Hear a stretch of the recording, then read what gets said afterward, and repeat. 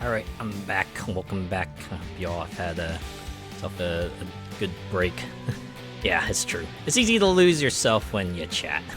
I do want to maybe start streams now with like a little chatting segment, so I can flex my, so I can like maybe warm up my yap skills, develop them a little bit, and maybe we can also just talk. Talk without me trying to do double duty of playing a game and then getting distracted while I try to talk at the same time. Weekly catch up and all that, yeah. I figure we're probably gonna talk more anyway, cause well, this is that kind of game. So when we get here, start some trucking. Cause I'm not gonna do anything major tonight. I'm just gonna go hop from job to job, drive, and then we can just like talk about more stuff. Oh, missing controllers? Nah, it's fine. I should probably take those off at some point. Hell yeah, look at me with those long flowing locks on my game avatar. Those have to be like real life pictures, right? They must have taken pictures of like some folks and just and put them in as like portraits you could select from. Okay. Yeah, next up is a custom Azure Gale livery for my own company box trailers. You think they're the devs? You know, that makes sense. That would check out. They got to be immortalized in a video game. I'm gonna try to pick something a bit simpler here. For some reason, this game is serving up like all the oversized loads, but I'd much rather not. I'd much rather not contend with that. Vroom! Vroom! Yes, we're about to vroom very soon. Hello, Gunter Maxwell. How are you doing tonight?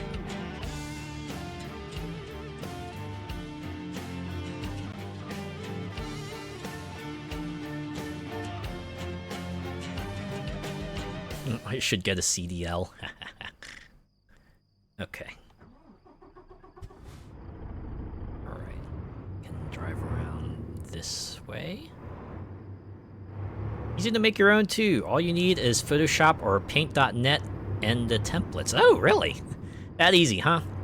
You know, that sounds pretty neat, actually. Maybe I should give that a go then. I do like it when a game makes texture swapping like really easy. Reminds me of the days when I modded Oblivion. When there was like a particular item that I wanted that was called like well, they called it like a lore-destroying dress because they specifically put like an anime character on it, but I just wanted the dress itself because it was like a short dress, and those don't show up very often in Oblivion, so I went and like swapped the texture out for just like a regular texture, so I got myself a nice regular fantasy mini dress that I could cavort around Tamriel with, and that was all well and good. You're doing good. That is good to hear. It's good to hear, Gunter Maxwell. Well worth having a truck license if you like big trucks. And Mod Studio too. I did start up the game recently, and they were like, yeah, we did update the game recently. Some mod support might be broken. Check with the mod makers to see if they've updated their mods properly. I'm like, you know what? Fair. Even just a Class B can get you a lot of work, I can imagine. Even more so if you get certified to carry specific loads like fuel. Oh yeah, like the more dangerous things to haul. Yeah. Got your ADR last year. Oh yeah. Not easy, but well worth the extra bonuses. It's all about what you get out of it, right? The amount of effort you put in, and then what you can potentially get out of it at the end. Never satisfied with just enough. I get that feel, right? And it's always good to have goals to aim for, right? Want to strive to improve yourself, make yourself better, because hey, that's what everyone else is doing, right? Sure, you might be able to sit easy for a little bit, but you know, everyone else in the world, maybe not everyone, but a lot of people in the world are still kind of making steps to improve themselves, right? And yeah, if you don't keep up, you might find yourself getting left behind eventually. Me personally, man, I'm already anxious enough trying to like drive a minivan. Trying to drive a large truck in real life is. I'm sure if given enough time, I could probably do it, but I'm always worried that I just like, you know, miss a turn, mess something up, and I just end up causing a catastrophe. And you know, when you're driving a truck, that's usually going to be a lot more significant catastrophe than it might be otherwise. That's just a me thing, though, right? Everyone else who can drive a truck, right, and do it well, got the utmost respect for me. Y'all help keep the world running, and certainly deserve a lot of respect for that. 70 hours a week can take its toll after a while. That's for most jobs, really, man. Just cannot imagine. I had a friend who worked 2 jobs for like a really long time. She had like a first job that she picked up as part of like seasonal work to begin with, but she eventually got hired full time. And she got another job that was like a day job that was kind of more along the lines of what she wanted to do, but she kept the other job because, you know, it's like lots of money. Did it for way longer than anyone expected, to the point where like most of our friends and me were all saying, "Okay, I think yeah, you probably did enough, right? Might be working yourself to the limit." But yeah, she eventually, like circumstances change at one of her companies that allowed her to kind of just like conveniently duck out of it. So it's all good stuff, right? It's a lot to take in at first with the manual and using a splitter. Yeah, a lot of extra steps you have to go through, right? And not to mention a lot of extra actions you kind of have to take. Right, it's definitely not like driving a car. You definitely have to compensate for the fact that you have a big thing trailing behind you that you don't exactly have direct control over. You need to be extra careful about that, right? Make sure to take your turns a little wider, and you know, make sure you don't turn so sharply that you end up causing trouble for everyone. Gear matching to your revs. Oh boy, I cannot imagine trying to gear shift manually. Driving a truck is already enough. But I guess it's like one step at a time, right? First, you learn how to drive truck well, and then maybe you can learn how to effectively gear shift to make sure you don't end up messing things up. Easy these days because most are autos here? Oh, yeah. You know, that makes sense. Auto shifting trucks along with, like, auto shifting cars. You know, there was, like, a modifier in the Crew Motorfest recently where they made you do, like, manual shifting. Right? They turned off automatic shifting, and they even said, yeah, we'll turn off the music and like up the sounds of the engine so you can like figure out the best time to shift gears. And boy, oh boy, that was pretty stressful week of events in the Crew Motorfest right there. I mean, I figured it out eventually, and I think I actually got like a good placement on that particular week too.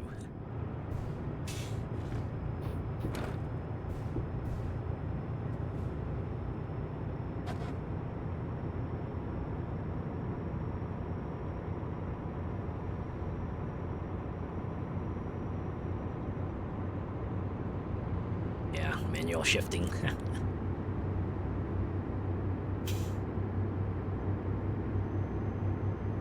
what's your preferred way to do things, right? Do you prefer automatic, or are you like cool with manual? Pretty sure my preference is probably quite clear. Definitely much more of a manual driver. Oh, I wanna. Oh.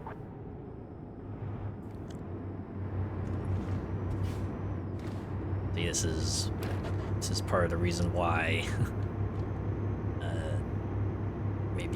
maybe real life trucking isn't for me. I'm the type of person who might get distracted too easily.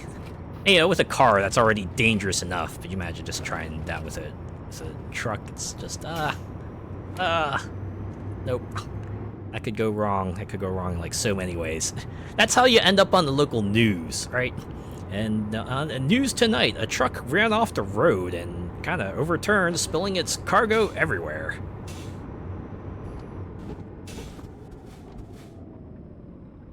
Mandatory to learn manual in a car here when you take your lessons. Oh. Huh.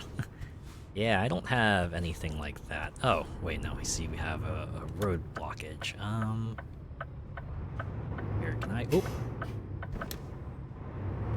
Excuse me, coming through. I got time to wait.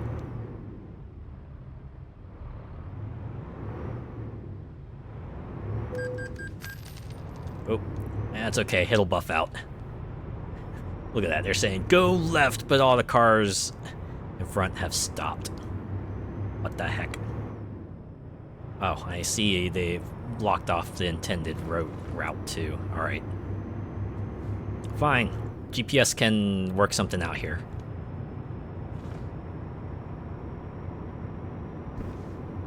Yeah, that's probably a good thing, though, to learn manual. Because you might find yourself in a circumstance where a car doesn't have automatic, and, well, if you want to drive that thing effectively, you're going to have to learn how to gear shift, right? And also learn how to do it so that you don't, like, completely shred the gearbox or something as you do so. That's probably the real big thing. Even more confusing if you have a really older truck that has a twin-stick transmission. Twin stick, oh my god. Single stick's already tricky enough. I can't imagine a twin stick. Okay. I think I take the exit here. Have to learn a trucking manual too? Yeah, that makes sense. Alright. Probably want to be in this lane, right? Yeah. One thing I will remember, though, is using my turn signals. Because signaling to the others, like what you intend to do, is super important. And nothing annoys me more than when I'm on the road and I see a car shifting lanes or turning without using turn signals. It's like, boy howdy, I probably could have used that information to figure out what I was going to do, you know?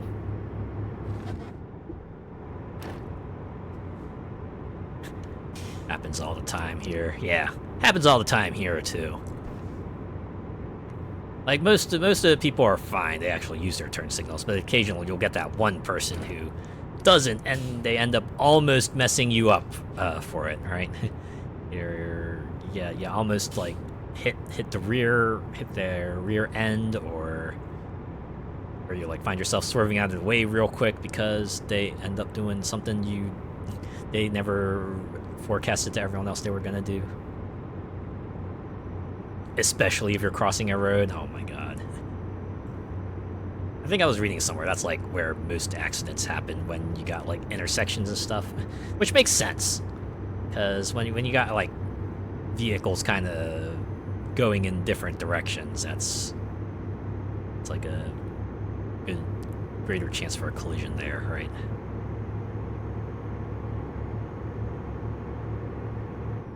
I should probably slow down. I realized I'm going almost 70 in a 55 mile per hour zone.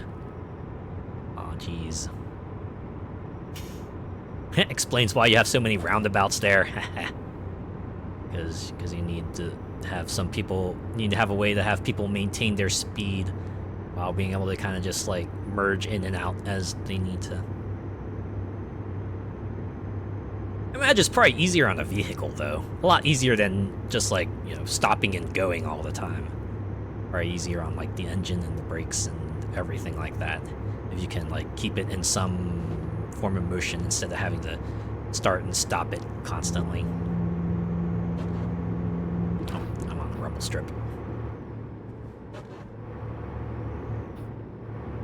It's a contraflow system. Contraflow. See, that's a word. That's a new word I learned today. Contraflow.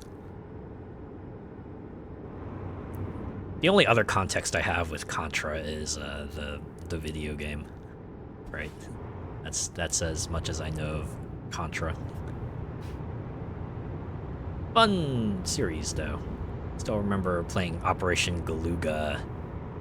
That was actually like a really long time ago now, wasn't it?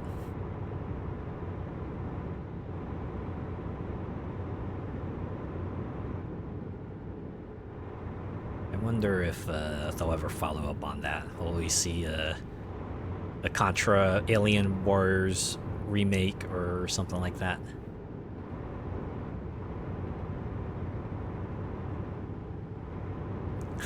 When I did that amazing trick shot. Sometimes I don't even know my own ability. I imagine that's probably happened to other folks, right?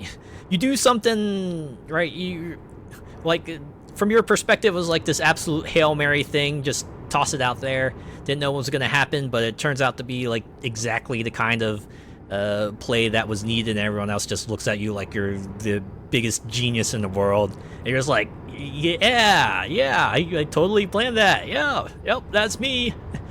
Genius McGee over here doing exactly what I needed to do to win the game. Yep. 100%. Yeah.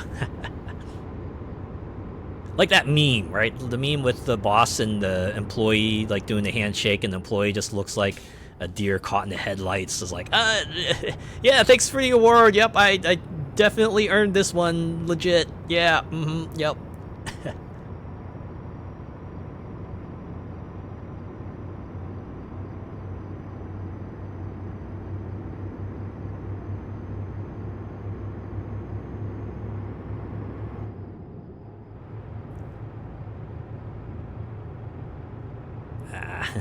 So much driving at night. Yeah, we'll probably play long enough that we might see daybreak. Looks like we're about to reach our destination soon. Oh, I realized I forgot to put on my turn signal. Whoops. There, I can do it now, though, since I'm going to be turning left. Some folk have the limpest handshakes ever. Well, prefer limp handshake to like a handshake that feels like it could completely crush your hands.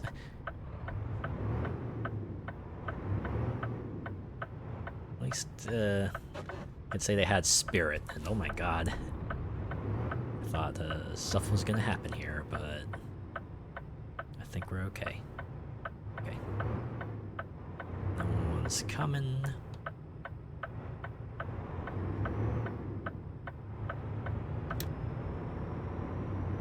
I don't know.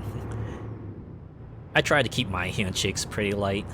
Like I'm not there to try to assert dominance or anything through that, right? This is more of a formality thing, right? I know most people do handshakes, so that's why I do handshakes.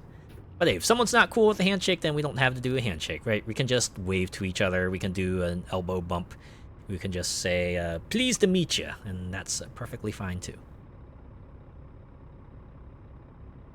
Yeah, the fist bump. Little fist bump greeting. Hydrate, yes. Thank you for that. Let me...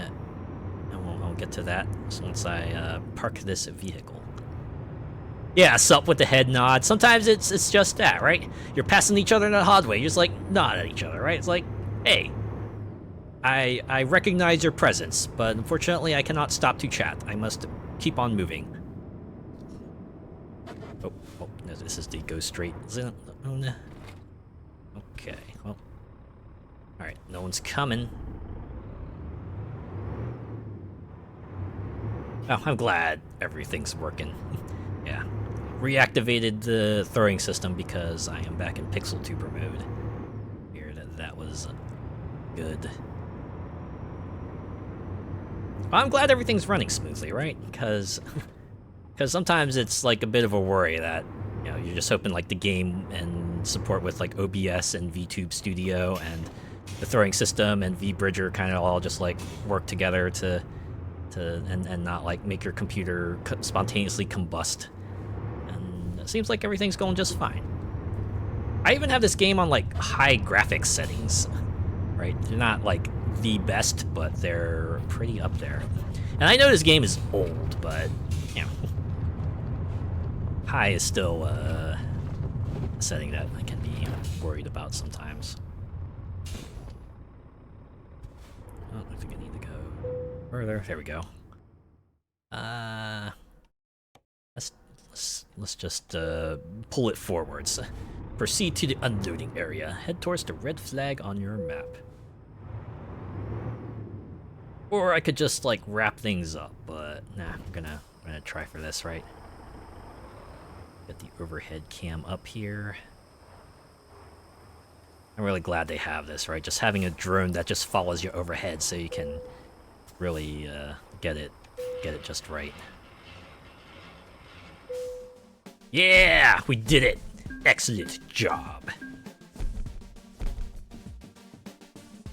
Oh, 400 XP from that. The sort of folk that you know by sight, but not enough to chat to. Yeah, certainly have folks like that, right? Some folks, you know, you recognize as acquaintances. Maybe might strike up a light conversation. Sometimes not even that, right? Like you said, it's like you've seen them enough that you're familiar with them. I'll be reversing in like a pro in no time. They do have like a driving school option, so maybe one of these days I'll give that a go. All right, let me hydrate real quick.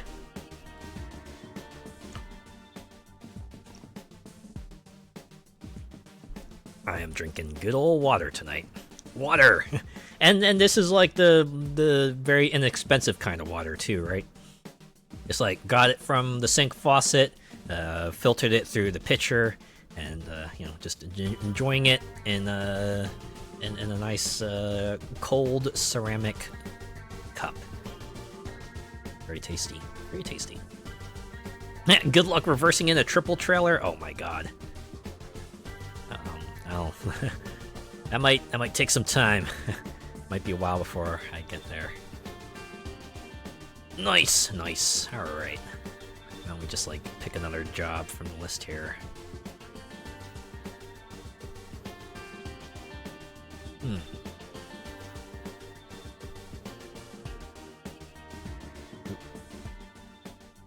The road train. Kind of do feel like that. I've certainly seen like the multi-trailer trucks occasionally on the road. Those are the ones I'm like try to give them a lot of space, because I imagine they're already under a lot of pressure, right, to keep things running smoothly. So I'm like, yeah, I'll just you know, let them go through their day and not have to worry about me causing a ruckus or anything like that, right? Hot milk here with a touch of sugar in. Great late night drink. Hot milk. That was like the comfort drink for a kid, right? You just like put some milk in a mug, stick it in the microwave, warm it up a little bit, and just I don't know. I think it's mostly for like the warm belly, right? give you something comfy to have, so you can go to sleep a bit easier. From what you've gathered, oh, most states don't allow them. I guess they could be quite a liability if you're not careful. So some people might not just want to bother with it at all. I guess I can understand that to an extent. Turn on the lights here. All right, no one's coming that way.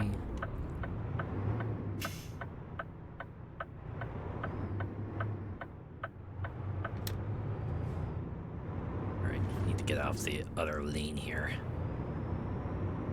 Yup, yup. I've certainly seen oversized loads, though. Seen trucks carry, like, houses on flatbeds. You usually see, like, escort cars with them, too, right? You'll see, like, several other vehicles, usually front and behind them, just to make sure everything goes smoothly.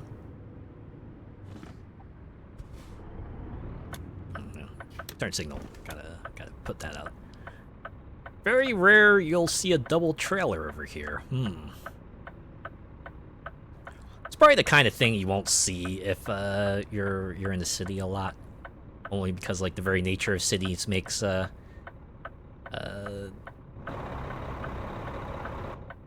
kinds of things very, very hard to navigate through, right?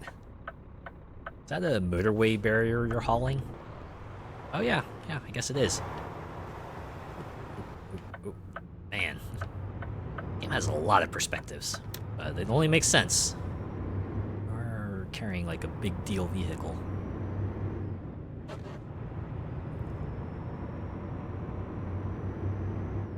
Your truck isn't made for some towns here. Haha. Some towns aren't made for big vehicles.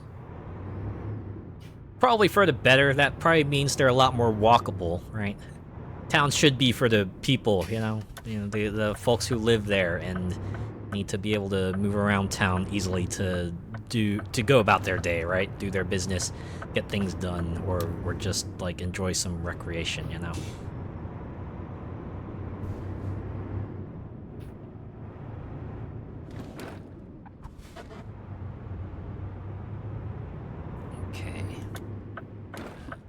Right here. Wait for the light as usual. It's always the awkward moment. You gotta keep one eye on the traffic light, but you also, like, your mind might wander a little bit. You're just, like, thinking about random stuff. You're like, oh yeah. Yeah, that sandwich I had today. Man, that was an awesome sandwich. Or you're just like, oh wait, but what if I made a story about an isekai, right? About someone who gets isekai to another world. Or like, oh, I just had a really good idea for a new outfit. Gotta be here. Oh, this is awkward. Gotta wait for this this motor car to go by. Alright. Wait, no, don't turn red yet. Oh, no, I'm already midway through. Can't stop me.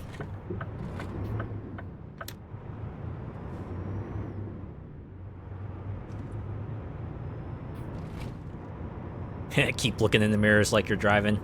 Sometimes the muscle memory doesn't leave you. I know sometimes when I'm like in the passenger seat of a vehicle, I find myself like instinctively hitting the brakes even though I'm not in the driver's seat. Just sometimes I do that, right? Or I'll hit the accelerator or something like that, you know. I just probably... Some of you probably do that too, right? If you're in the passenger seat, and you're accustomed to driving, sometimes the driving mentality doesn't quite leave you. It's kind of like the Force, right? you might run from the Force, but you can't ever quite fully escape it.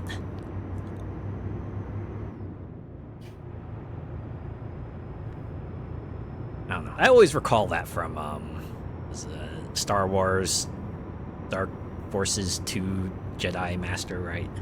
Second game with Kyle Katarn. I hope Night Dive gets around to that.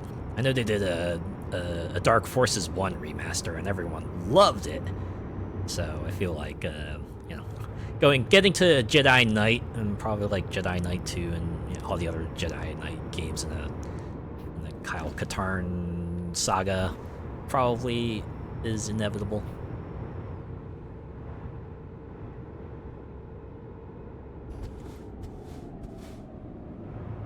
They've certainly been hard at work, though. I mean, they put out, what, the Heretic and Hexen remasters, like, actually fairly recently. The straight-up shadow drop. I actually want to play that. Just old school fantasy FPS. Just would scratch all the right itches for me, to be honest, and I would be all into that. Oh God! Wait, $2,000 for speeding? Holy shit! How fast was I going? Oh, well, teach me to keep an eye on my speedometer. Crazy future we're living in when you know you get fined for speeding and they automatically deduct the money from your bank account. Could you imagine that in real life? You like go 10 miles over the speed limit and then you just get like a letter in the mail. It's like, yeah, we took $200 out of your bank account for speeding.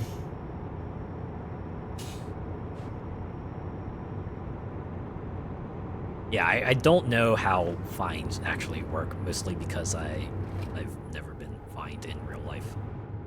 Oh, I think I need to be on this bridge here. I hope.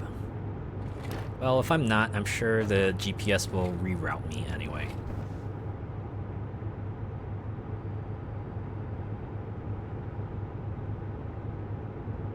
Oh, you know, was another game that I saw gotten an update recently? Tokyo Extreme Racer. That they apparently did like a massive overhaul. Oh, okay, we're good. They did like a massive overhaul to their perk system. I think the biggest change they had was that now you can grind out the BP you need to unlock skills endlessly. Because it used to be like you could only get BP for defeating a rival the first time, which unfortunately created a bottleneck because, well, you didn't have enough BP to get everything. So you really had to plan out, like, you know, what skills you wanted and what cars to unlock so that you're not just like throwing things at the wall willy-nilly. And they revised all the skill trees too, so it's fairly easier to kind of get to the stuff you want, and like all the money-related perks are just like permanent upgrades rather than having to be equipped as well. Also, they let you equip like a second perk, so that's pretty sweet as well. I guess it came at like a small cost to like a big increase in like the amount of BP you need to unlock skills, but I'll roll with that, you know. I'll gladly go out and defeat more rivals to grind BP. You're no stranger to driving fines, Sometimes it happens, right? Sometimes you just get like that minor slip up, and you know, stuff happens. Just thinking, you could hit the cruise control when you get to the limit. Oh yeah, cruise control, that is a thing.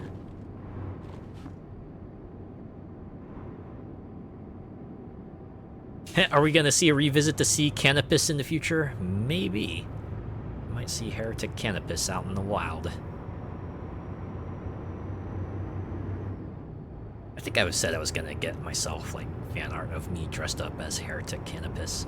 Haven't done that yet. Oh. Okay.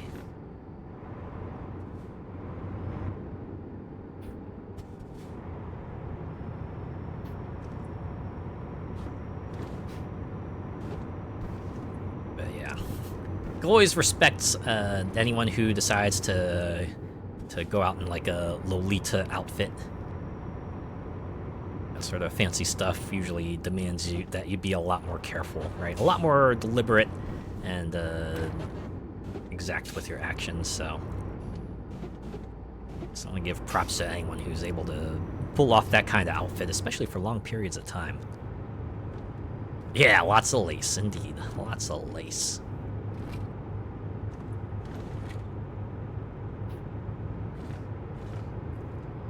I mean, it's part of the reason why mage professions are popular, right? Because it's like a good excuse for someone to kind of dress up in a lacy outfit, you know?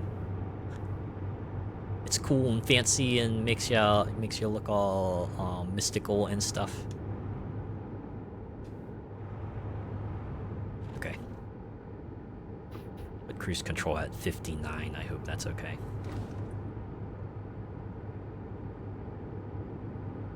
But yeah, you gotta have lace, you gotta have frills, you gotta have maybe a few layers. Maybe throw in like a corset or a bustier or something like that, right? Ooh, maybe like a jacket and an umbrella as well.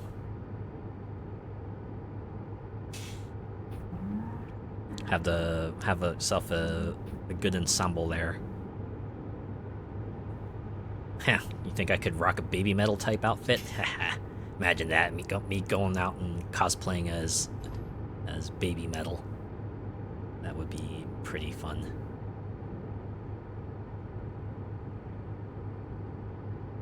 OG black and red outfits they had were fire.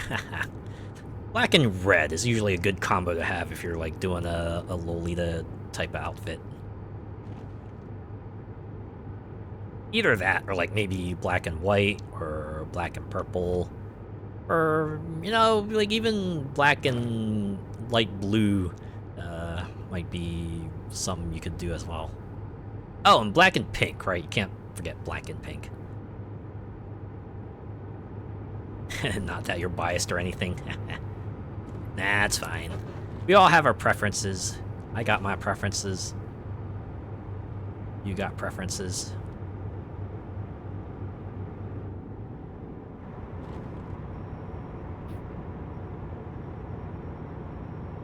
Sometimes it's good to remember that we all have differing preferences, and that can be respectable.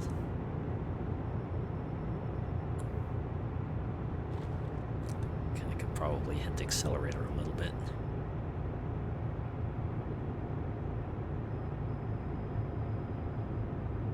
Also, another fun part about driving through the countryside, right? You get to the incline spot. You see all the trucks on the right side. Just gotta carefully work your way around them. Fortunately, we are approaching a truck here, so I need to slow down a little bit. Black and purple is usually a good goth color combo. Yeah, it is. It works pretty well together. Works in both ways too, right? You can have a predominantly purple outfit with some black accents, or you could have a predominantly black outfit with purple outfit accents, and they both work out.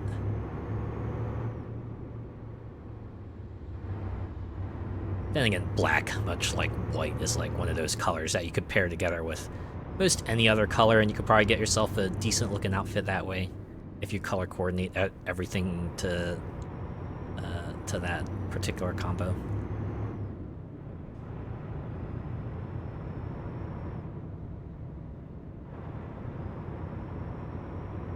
The one I always like to try to make work is like blue and purple.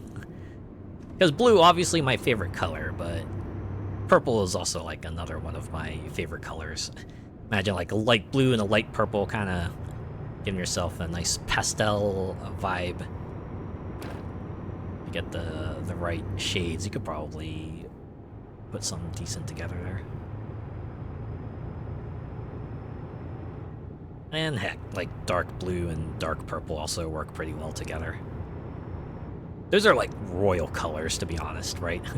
Someone coming out with like blue and purple, they're usually like part of some sort of nobility, or at least associated with that. Blue purple is a good combo. Oh, you have an OC in those colors. Nice. Yeah. Blue purple is a good. Oh, okay. I gotta turn left soon, or I gotta turn right soon, so I need to get in here.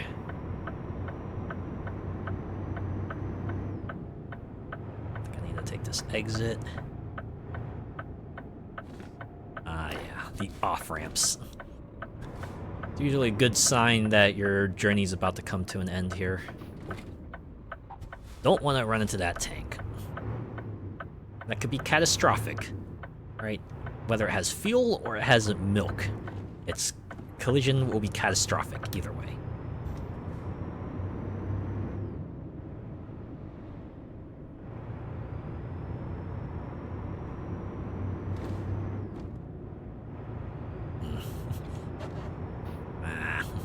I want to get art of like some of the OCs I have in my head, right? Like OCs that are kind of related to lore. Man, I just want to put like a visual identity to them already, right? It's the kind of thing where like I can picture them in my mind, and I just want to have someone just like you know, be able to sketch them out so I can finally have something to look at in a more permanent sense. Quite partial to maroon and gold. Oh, that's a good combo too. Yeah, those are also like colors of nobility, right? Okay, 35 miles per hour, so I should take it easy here. The Azureverse, yeah. I'm gonna dive into that. I'm gonna go across that. Yeah, it's a fun part about driving on the in like the more inner roads sometimes, right? You just like go past by these random buildings on the side and just like, what's their story, you know? Like, wonder what things are like here. How much business do they see? Do they have regulars? Do they like where they're working at? An anime series in the making right there. You know, one of the things I want to do for like maybe a future sort of BRB screen or something like that is just having someone like maybe animate various scenes from like various fantasy anime, right? Just kind of string them together as just like a funny thing. Oh, that's okay. 3% trailer damage. We're not in critical condition just yet. But yeah, I know there's like some other people who also have like animated scenes as part of their BRB screens, but I don't know. That would be like way in the future because, well, commissioning someone to make an animated scene, even a short one, is already not that cheap, so definitely have to wait a bit before I can reach that point, but it'll be a fun one though. I should probably make a list of scenes I would want to kind of reference to.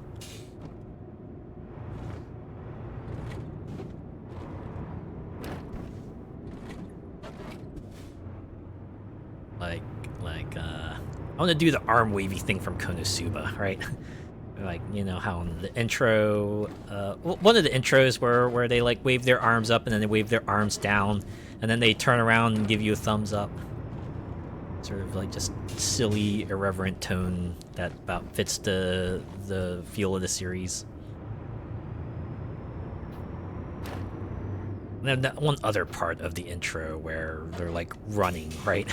They're running, but then like 3 of them start getting really exhausted because they're not physical fighters. So yeah, of course they wouldn't be able to run as long as the physically oriented character could.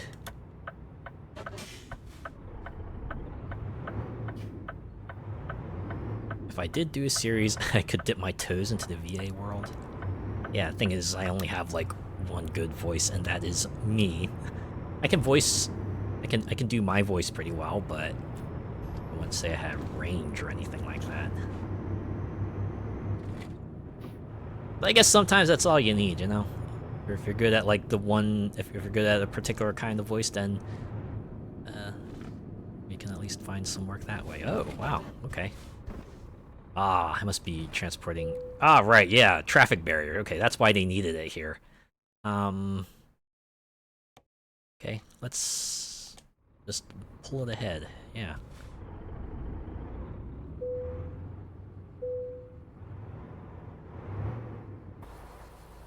I do like that you can still choose to skip it after all is said and done.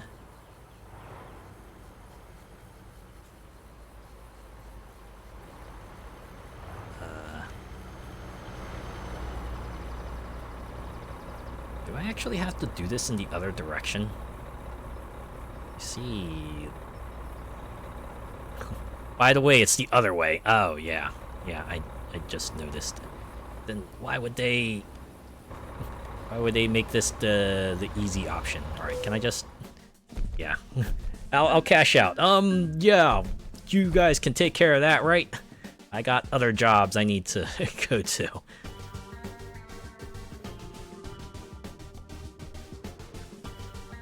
Alright, skill points.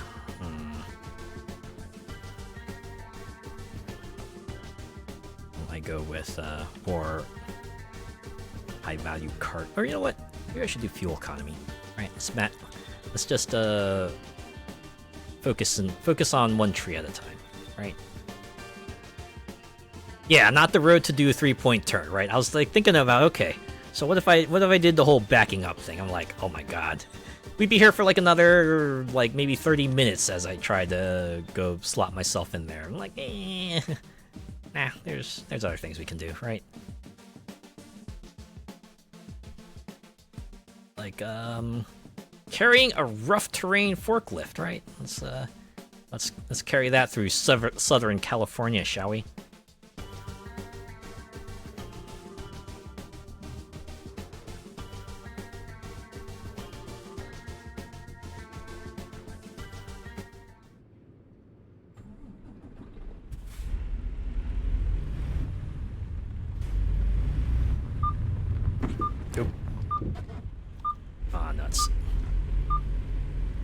Have I got enough cash to buy a second-hand truck of my own?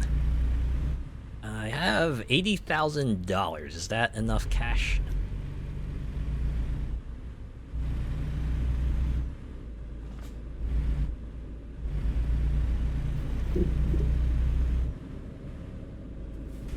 Admittedly, if I just like spent the entire night just like, you know, running jobs for other companies, that'll be fine. I mean, sure, I know there's like a whole other aspect of starting your own trucking company and expanding it out, but I think this is working out for just getting the feel of things, or you know, just vibing, you know, just vibing, just driving. Can get some good deals on used trucks, I can imagine. I think I did look at buying a truck before, and that was probably when I had like a lot less money. I might have enough now.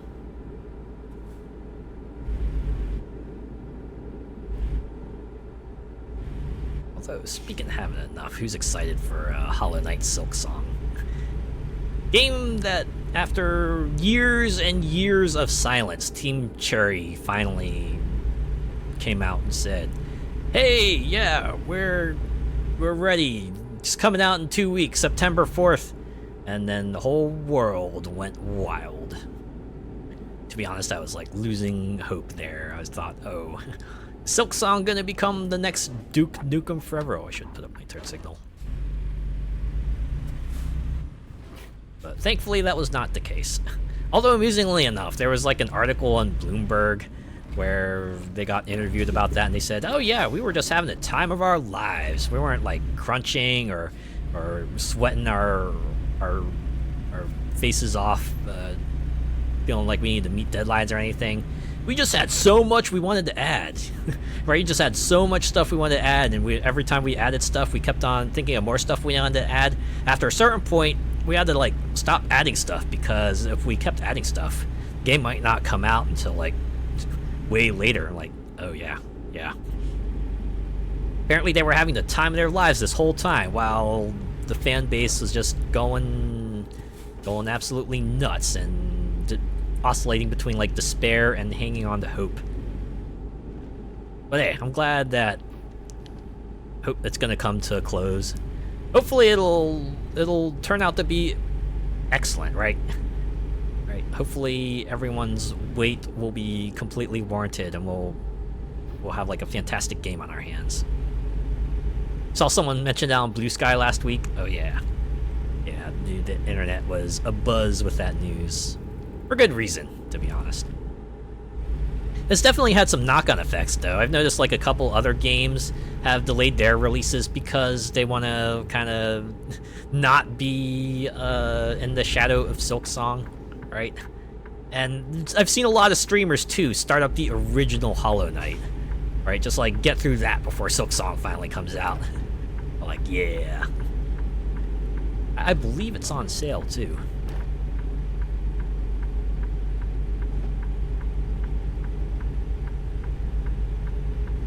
Kind of funny to think about, right? Game that was like memed to not be releasing is finally releasing, so it'll be another thing laid to rest. I guess the question is, what's gonna be the new game? Is totally coming out, we swear, you guys. It's in the works. It'll be out at some point in the future. What'll take that place now, right?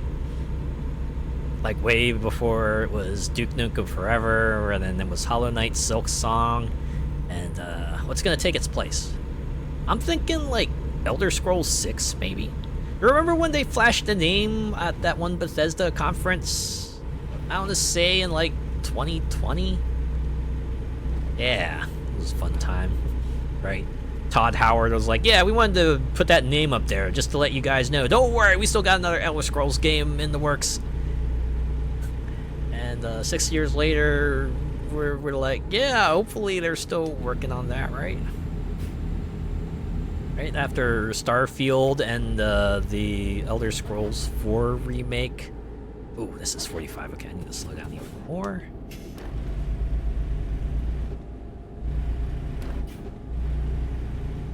Okay. Oh, no, it's still 45.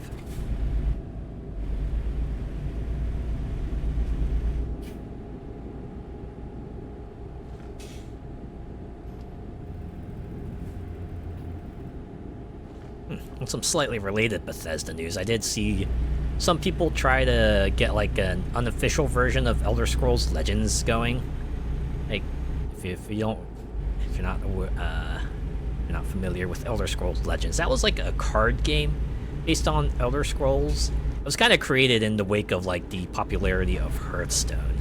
So Bethesda wanted a piece of that computer card game pie, and they made that.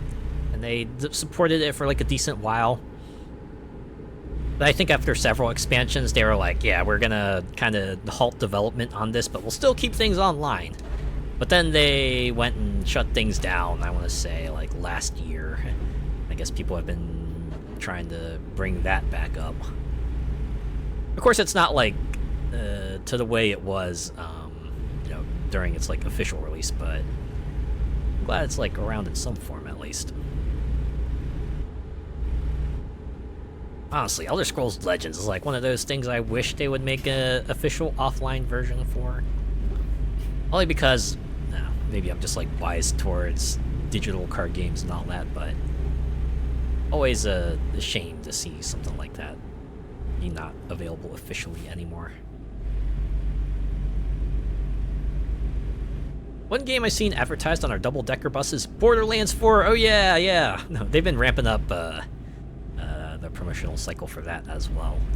Seeing them release trailers for the characters and stuff, like related to their gameplay and the story and everything.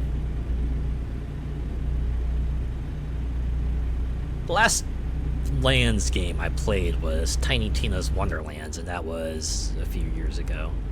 It was fine for what it is. I enjoyed it. I kind of liked their sort of fantasy guns take. It was alright. I heard 3 was like fantastic on the gameplay department, but the story was like absolute balls. And of course, jury's out on like how 4 is. Like nobody knows how the story is, or if the gameplay will be, if the gameplay will measure up. Wait, Los Angeles discovered? It's funny to think about. Wow, discovered Los Angeles! Wait, but so did all these other millions of people who live here too.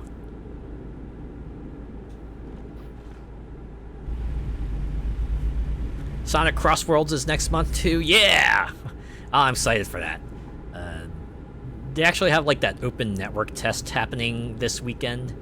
And man, I wish I could participate in that.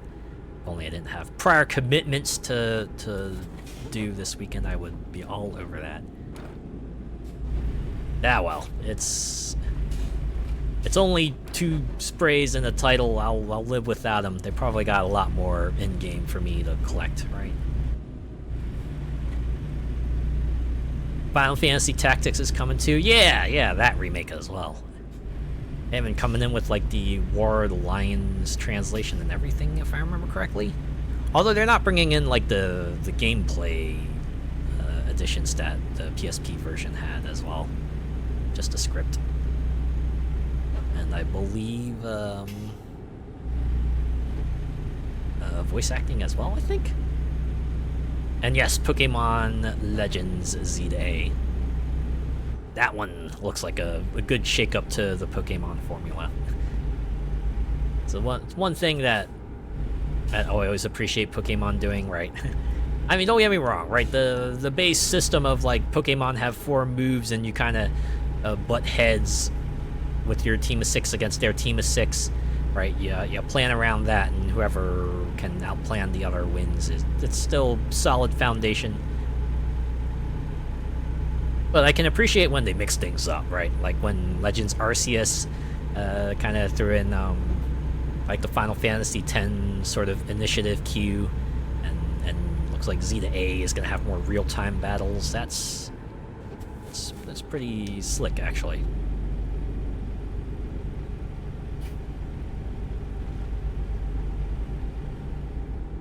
Will I be dabbling in the Prince of Persia remake next year? The Sands of Time remake? If it comes out, yeah. If it comes out, I will definitely give it a go. Sands of Time is probably one of my most favorite games. It feels like a prime example of like a game that they managed to update to modern sensibilities, and it worked out wonderfully, right? It's like the smooth parkouring that Prince of Persia is known for. Just like give him the ability to run on walls and do crazy acrobatics, and also time powers, because, you know, it kind of sort of fits in with the whole, the setting they got there. Not to mention it was like one of the earliest roles of Yuri Lowenthal, and he kind of did pretty well there. It's pretty cool too, right?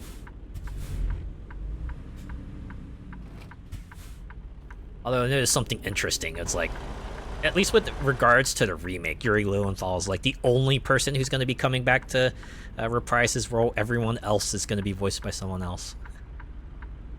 It's almost like they knew that if they tried to bring in someone else to voice the prince, there's probably going to be an uproar. Granted, it's like almost, I won't say over 20 years later now. Right, Yuri is like a much older guy, so we'll see how that translates. If the game comes out, like the game was supposed to come out like a long time ago, and they delayed it for ages, and they keep on saying, yeah, don't worry, we're still working on it, but I don't know. Hopefully we'll see results. I hope we'll see results, and we'll not just like see an announcement like, oh yeah, we decided to can the project. That would be unfortunate. Oh, okay, the company's up ahead. Gotta keep on driving just a little bit through this downtown area. Probably the most interesting thing these folks see here on these downtown streets, you know?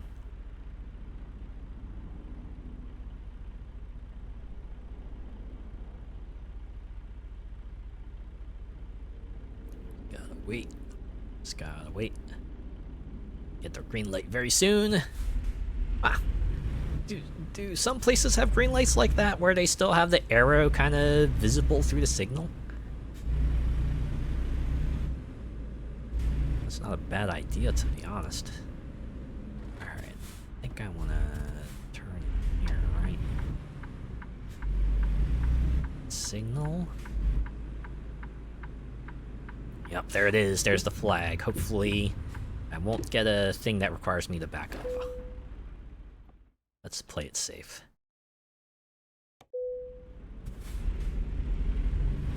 Yep, just pulling forward. Metroid Prime 4 is still to be dated, yeah. Hopefully we'll see more about that soon. I'm guessing they're still kind of riding the high of Bonanza and things like that. we go. Got the forklift to them safe and sound. Ah, you have all LED lights now. Okay.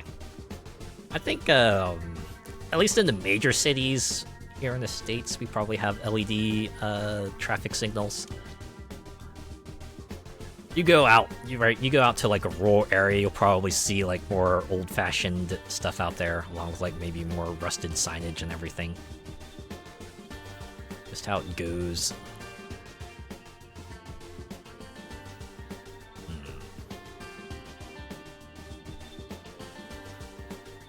I try this one maybe.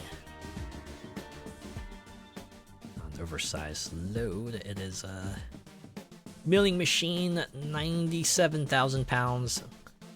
So many. Yeah, let's do it. Let's take the job. See how this goes. See how badly let's see what I dive into here, right? What sort of deep end am I getting into? Yeah, we do, yes. Yeah, we do have, like, some of the ones that are hanging from the wires. Gotta be honest. Looking back, that's, yeah. Certainly a little worrisome when you think about it.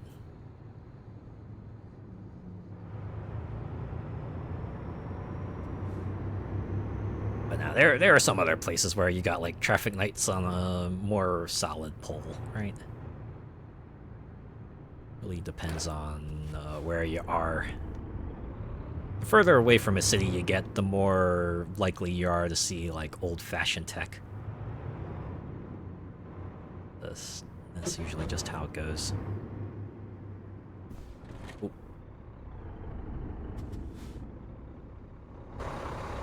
Oh. This will be an interesting job.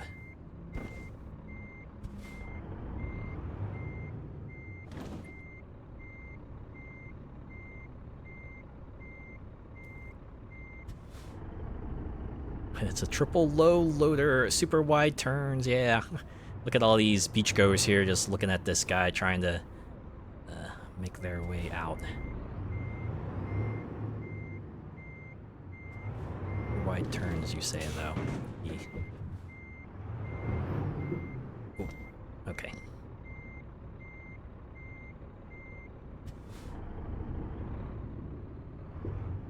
Are these, like, barriers, or can I... No.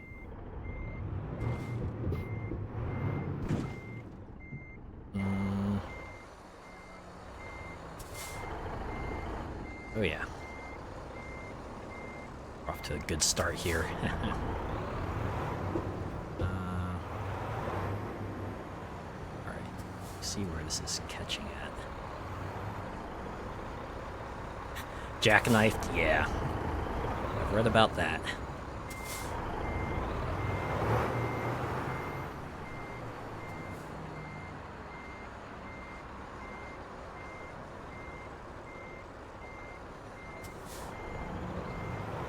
So if I set like that. Also blame the company for sending you this way. Maybe I will. This is why I haven't gotten my own truck yet. Oop. Also, I am glad for this drone view we got here. Certainly can't get a perspective like this in real life, right? You definitely need like a spotter to kind of help you through here.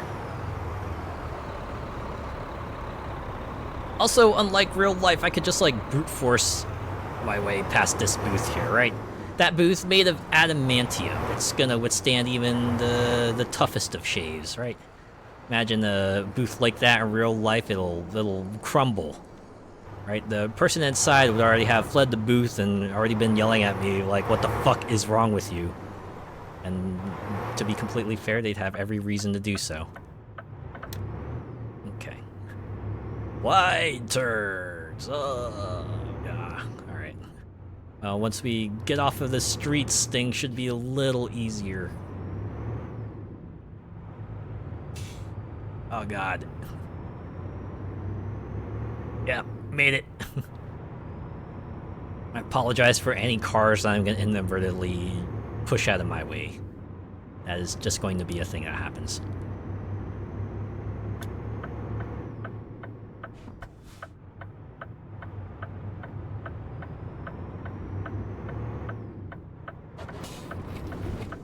Yeah, welcome to my world. Certainly have a lot more respect for people who have to do runs like these, right? They gotta haul these kinds of loads. Okay. Come on, come on.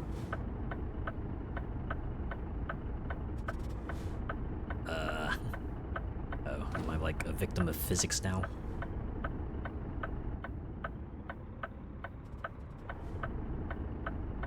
Why is this not accelerating? What if I did just like a hard reboot?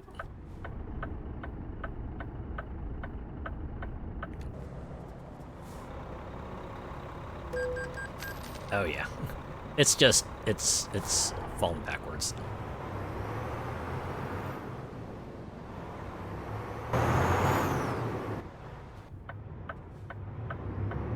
That was weird. Alright. It's fine.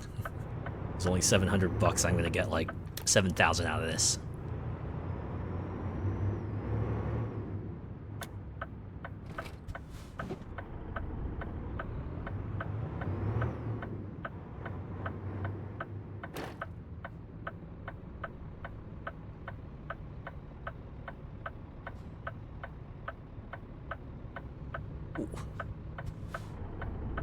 Triples are a menace.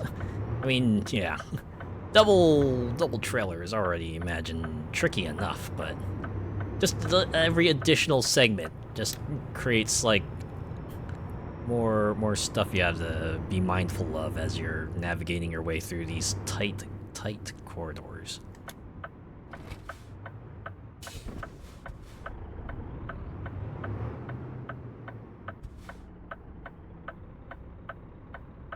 Speaking of tight corridors, I think I saw it was like Wario 64. There were like some rumors about the next Forza Horizon starting to pop up. I guess someone on Instagram kind of accidentally leaked that someone from Turn 10 or Microsoft, I believe, went to check out their K car collection because oh wait, no, I'm supposed to turn here. Oh fuck. But yeah, certainly leads credence to the idea that, you know, Horizon 6 will be in Japan. There have also been rumors that the next Horizon will also be announced at Tokyo Game Show, which is, if it's set in Japan, would probably be the best place to announce it. Very surprised, to be honest, after Microsoft cut the team down to the bone. Probably like a case of ship what they got, maybe. I don't know. Air's open. Horizon 6 is decent, at least.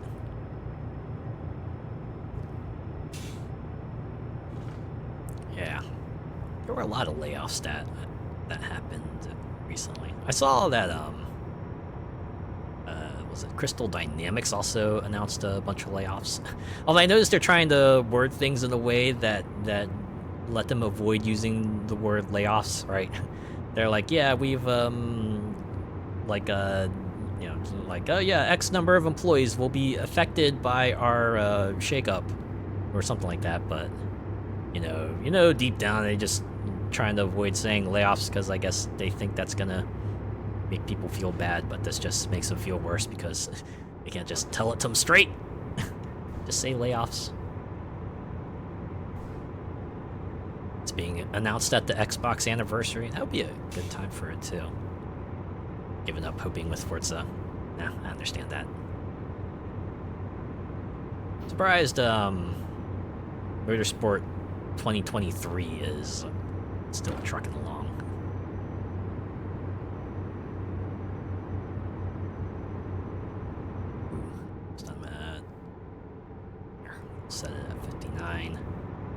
at speed, right? Downsizing. Oh yeah. We're doing a restructuring.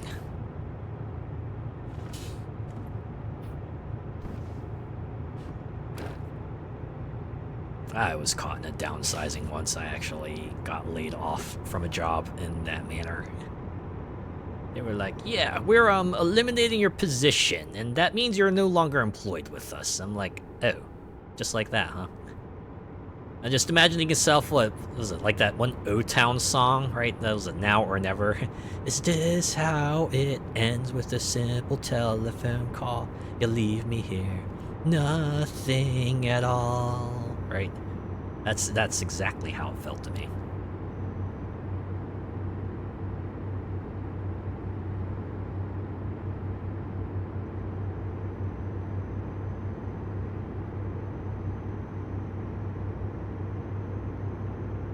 I always go back to that, right? Anytime it feels like something kind of just ends just like that, I always think about just, is this how it ends? I don't know why. I feel there are like a lot of moments like that where like a particular moment just reminds me of a particular song lyric, and I'm just like think of it in that sort of lens from there on out. Imagine, do other people have moments like that? I feel like that happens to me a lot. Okay, I think they want me to... Okay, yeah, this is truck route only, so we'll probably want to go this way. I think another one that happens to me frequently is when it feels like two particularly differing events happen together. I always think of like Power Man 5000's When Worlds Collide. Specifically the part where he's like, when this is what it's like when worlds collide. Right, and he goes, are you ready to go? 'Cause I'm ready to go. When you get a new job, Aerosmith's back in the saddle. Yeah. There's an appropriate context for that. Personally, in that context, I like to think of AC/DC's Back in Black. Right, it's like, back in black! I hit the sand! Let you down, glad to be back. Just feels appropriate there. I remember when I worked for an MPPI company at 5 p.m., we'd start singing the final countdown because we finished at 5:15. Yeah, that's what I'm talking about, right? when the minutes are going down, you just like start singing Europe. That's exactly the kind of moment I'm looking for.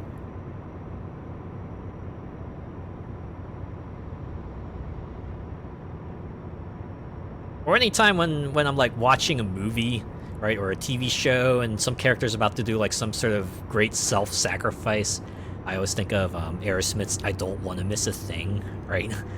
It's like, it's all based on the one moment from Saints Row 4 where the boss just like leaps on a rocket, and then they play that song while they're climbing up to disarm the missile. I'm like, yeah, no, that song is pretty much tied to just moments of awesome self-sacrifice now because specifically of that scene. And I also know now that the scene is like referencing, I think it was like Armageddon, right? They're referencing Armageddon where they do something similar, where they play I Don't Want to Miss a Thing when the guy's about to do like the super awesome heroic moment to save mankind at the cost of their own life, and like, oh no! While Tyler Perry is just going, don't want to miss a thing! Yeah. Times. Wait, did Billboard just say silverware? Just says silverware. I wonder if they're like that type of company that's like, we'll buy gold, right? We'll buy gold, except these guys buy silver. They'll buy your silver stuff. And completely scam you over for it too. Yeah.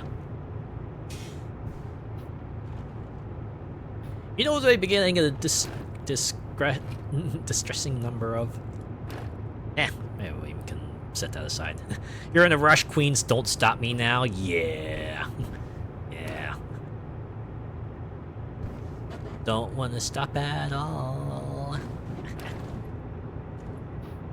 Oh. Trucks use low gears. What's a low gear?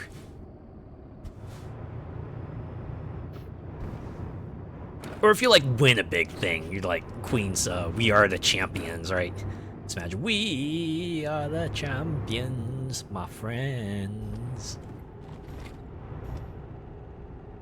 I actually played that as part of a high school project a really long time ago. I got lots of approval from that, unsurprisingly. I think I need to shift lanes here. Alright, going in the other lane, so we're good.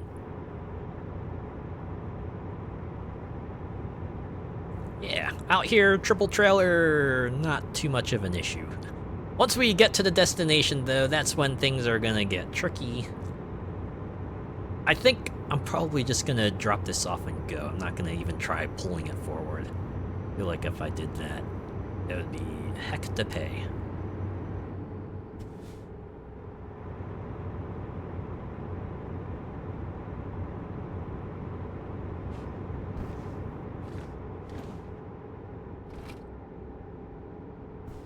Oh yeah, anytime's a good time for everybody dance now. Yeah, just scream that out. It's like everybody dance now.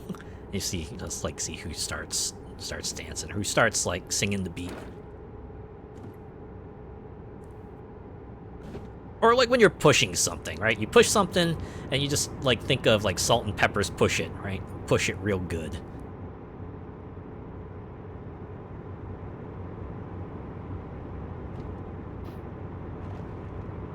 Or anytime you see stop, that's actually like a number of things you could think of, right? You could think of the one Vanilla Ice song. You could think of MC Hammer's "You Can't Touch This," or ABBA's "Stop in the Name of Love," or you know, a lot of ways you can branch off of stop. Yeah, hammer time.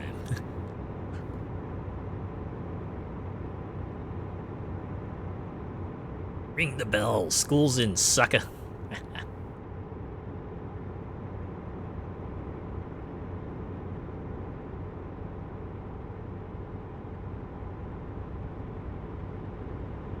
Alright, I think we're about to get to the pull-off area. About to approach our destination, so we're gonna exit this highway very soon. And that's where the fun will begin again. Alright, need to transfer lanes real quick. Oh, okay, we're good. We're good. I think we're good. I think. All right, just gotta remember wide turns. Wide turns. Very wide turns. Just gotta wait for this guy in front of me to turn so I can make my wide turns. Yeah, I had a bad day. Twisted Sisters, we're not gonna take it. That's a fight song right there.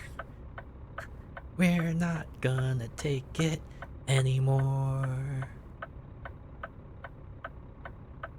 This is the kind of song you hear in the stadium a lot, especially if you know, the home team's on the losing side. There we go. There's our turn signal. All right, it's just like swing out a little bit.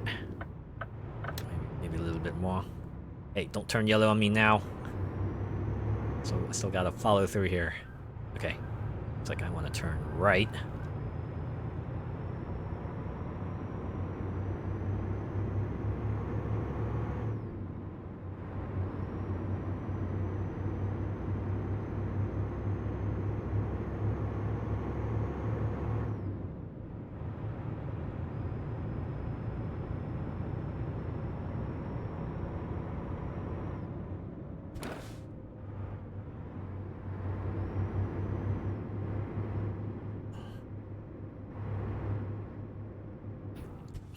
Yeah, along with other classics like Rock and Roll Part 2 and 2 Unlimited, right? And Are You Ready for This?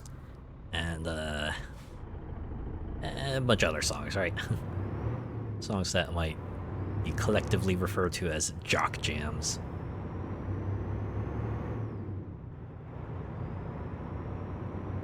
Pretty sure I have that like in a folder somewhere. Just like all the stadium music that I used to hear a lot because I was in a lot of events that would warrant the playing of all that music.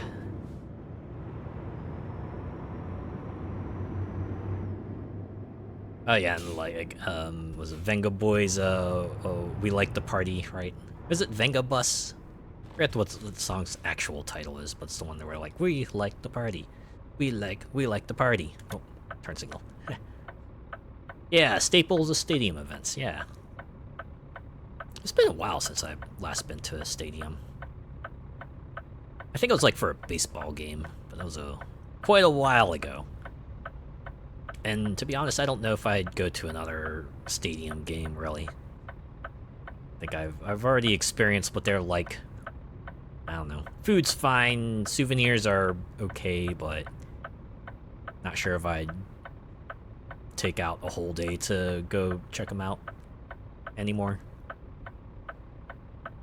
Just me though, right? Other people who still do that and like it, that's cool. Alright, green light. Can go in here into, is that M Energy? Is that the company's name?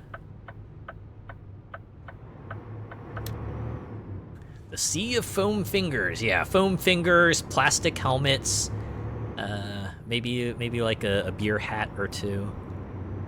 Really tall cups, probably. Oh, I think I need to get through that chain link fence gate there.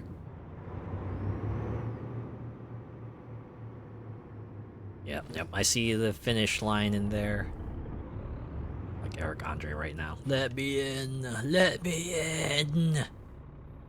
I want to be free of this, this triple trailer already. Last stadium thing you went to was monster trucks. Ooh, that sounds like fun. Those folk that paint their bodies in the team colors. Oh god, yes, those two, right? The shirtless fellas too. I mean, hey, props to them for braving it out in the weather. And yeah, we're just gonna be in a hurry, right? We'll take it and go. Take our XP and go.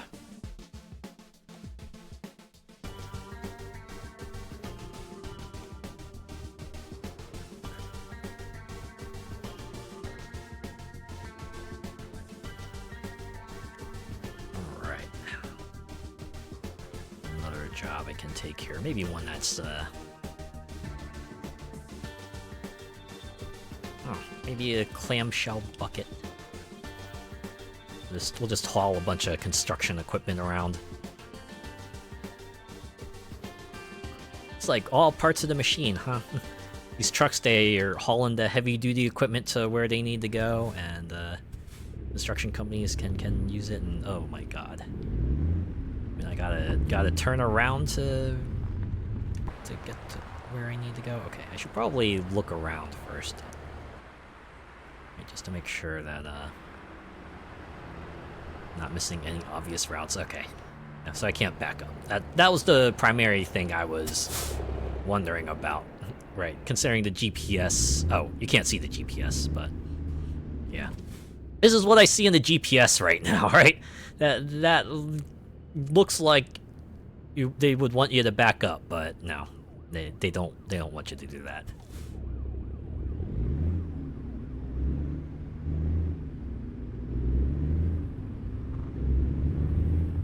Instead, we go up this dirt ramp. Yeah, now that I think about it, constructing, like, basements and stuff must be really tricky.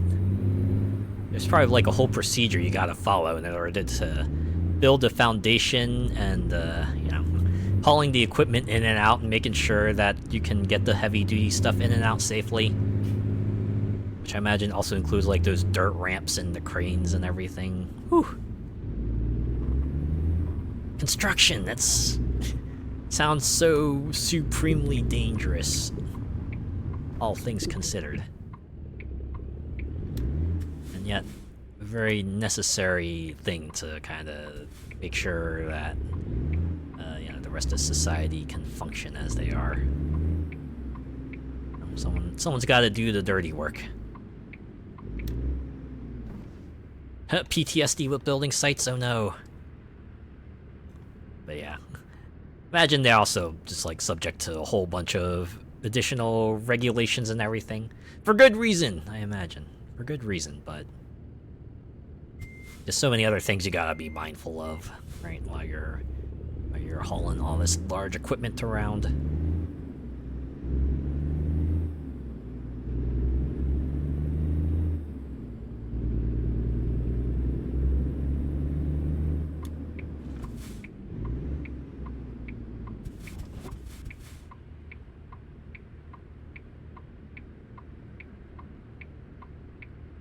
Yeah, I'm kind of digging that, like, the interior of these trucks are all very different. It's like an interesting thing of, like, doing the miscellaneous jobs, right? Just, like, getting a different feel for each of the interiors, right? We're going from, like, the high-tech interiors of some of the other trucks to, like, this one that has, like, the more old-fashioned dials and switches and meters everywhere. Yeah, and the old-school wood and everything is definitely would take some people back, I imagine. Yeah, noisy stuff left all over in the way, yeah.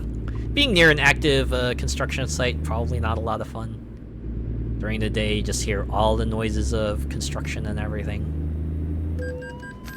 What? Headlight? You said what? What time is it? Do I need that on or off? Oh wait, no, I'm supposed to go.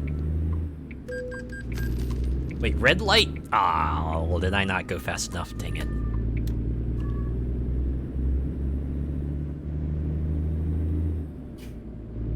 It's fine. It's fine. It's only a small amount of change anyway. I can work with it.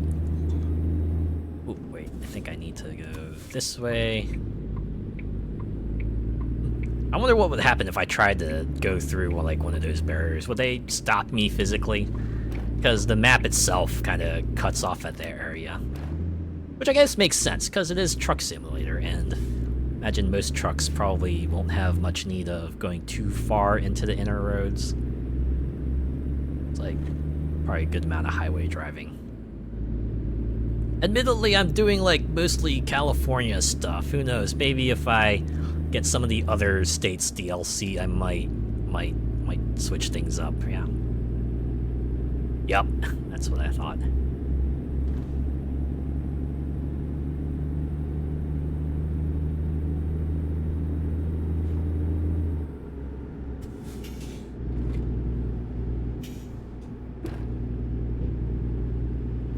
Ooh, it's merging. You can turn the arrows off in the options, but it can be fatal, falling through the map, etc. Oh man. Yeah, because they didn't design anything past that point. They didn't intend for players to be there, so of course they're not gonna put in any sort of fail-safe there. The wall was the fail-safe. That's the main thing. Yeah, that's another fun type of video I like to see, right? The ones where someone just like goes out of the environment. You can kind of just get an overview of like the virtual playground that the devs have created for the game. That's always fun to look at, right? An angle that you normally wouldn't be able to see within the game, but kind of get to check it out, right? Just see like how far that they've developed things, right? Like I was watching a video not too long ago about like someone kind of getting out of the boundaries in Marvel's Spider-Man, right? How they've like, you know, lovingly rendered one particular part of New York, but if you manage to swing your way out of it, that's when things start getting a little tricky, right? Like they might have created New Jersey, right? But they haven't like made it like a crossable area, or, you know, even like a solid area for you to sit on or anything like that. It's just basically because they never intended you to travel all that way there, right? Oop, need to shift lanes. Okay, go around that side. Oh, I thought I was gonna smack that car. Oh, I'm also going fast. Wait, does this car have cruise control?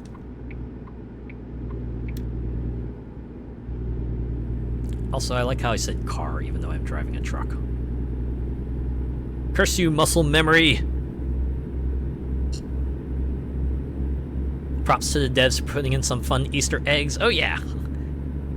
I remember, was it Marvel's Spider-Man specifically had some low poly boats in the game as a specific reference to Spider-Man 2.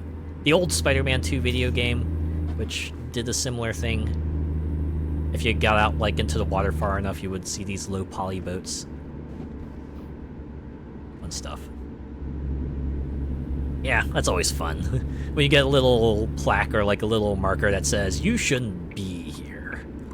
I think that happened with like PlayStation Home. There was like a particular zone you were in that had like an island that if you did some trickery you could get all the way out to. And they had a little plaque there that said, you shouldn't be here. Fun times.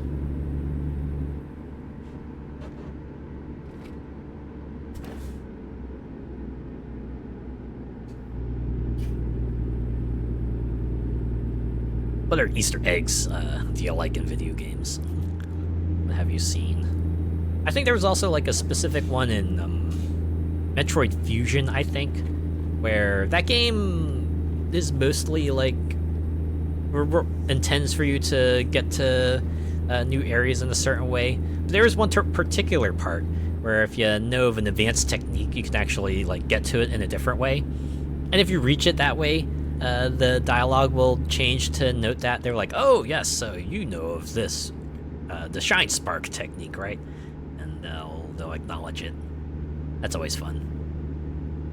When the game acknowledges that you did something you normally wouldn't think of doing, but they're like, aha, you see what you did there?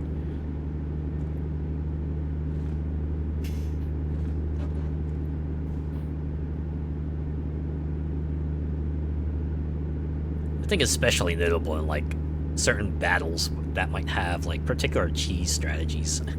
I was looking at was it the one thing for the super boss of Claire Obscure, where there are numerous ways in that game to kind of cheese your way through it, but that particular boss has a bunch of ways to kind of counter it. So, like for example, if you try to put up like a whole ton of shields on yourself, he'll have a move where he'll steal all your shields and you gotta punch through all those shields instead. Or if you have like a particular trio of characters that you find yourself using more than the others, there's like partway through the fight where he'll just remove them from the fight. And you gotta get through the remainder of it with the remaining characters. And then there's other things too that were very definitely meant to be counters against certain strategies that they thought someone might try.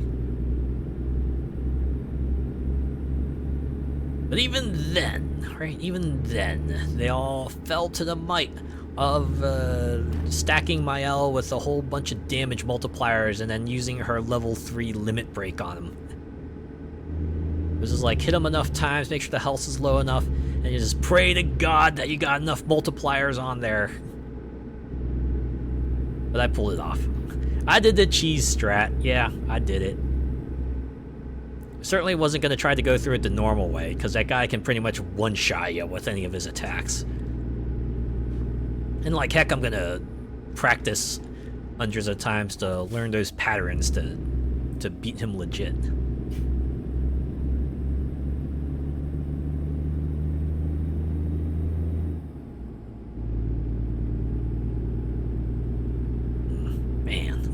Claire Obscure, that's like one of the first games in a while that I felt compelled to just get every achievement. Like, mainly because it was within my range of being attainable, and also because I liked the game enough that I wanted to keep playing it some more, so I figured, yeah, we'll shoot for all the achievements, and I did that.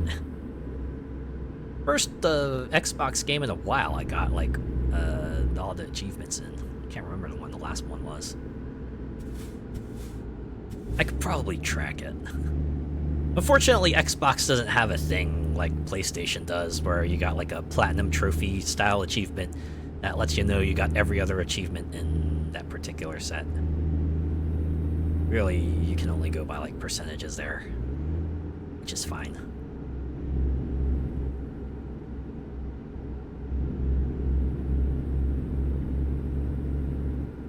I have to admit, it is rather satisfying when you do complete like a trophy set in a PlayStation game, right? You see like the final trophy, a regular trophy pop up, and then you see the platinum trophy pop up like the moment after.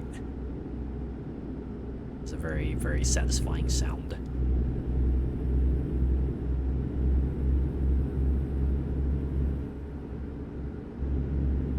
But you know what threw me off? What threw me off when they added it to when they added it was when Steam added their own achievement sound, right? Like after like some update some time ago where suddenly any Steam achievement you got would be accompanied by its own sound. Like, oh, apparently it was like a thing on the Steam Deck for a little while longer, but then they just kind of ported it back into the desktop version. And thankfully they gave you a way to turn it off. There's a little bit there where I was getting like the sound notifications for achievements. I was like, yeah, you know, this is pretty fun, but is there a way to kind of turn it off? And it turns out there is, right? A way to turn it off like a lot more even, right? You can also just like not have the notifications pop up entirely if, right, that will throw you off your game one way or another. I can respect that. I actually did that myself. Turned off achievement notifications for Steam.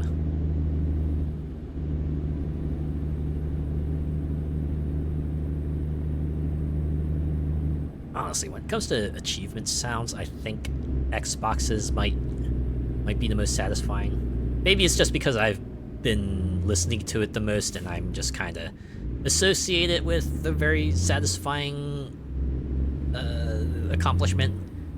But you know, anytime you hear that boop, boop, right, the beep beep sound, it's like, yeah, it did it. Achievement unlocked. It did something good. Wait. Going real slow. Granted, it is an incline, so better slow and steady than not at all, right? Steam's one is a bit meh, yeah. I wasn't quite enthralled by it. I mean, it's fine for what it is, right? It works as a sort of a notification sound, but that's it, right? That's why I did not mind turning it off, right?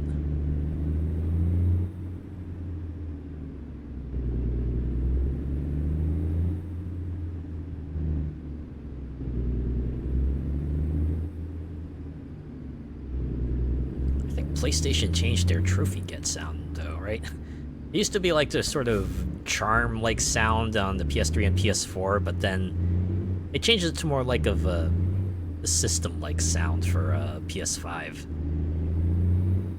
which I'm kind of have mixed feelings about, because the original sound was like all satisfying and stuff, and I'm not sure if the new one quite has that same impact, but that's just me. Achievement hunting can be such a rabbit hole, oh, that's for sure.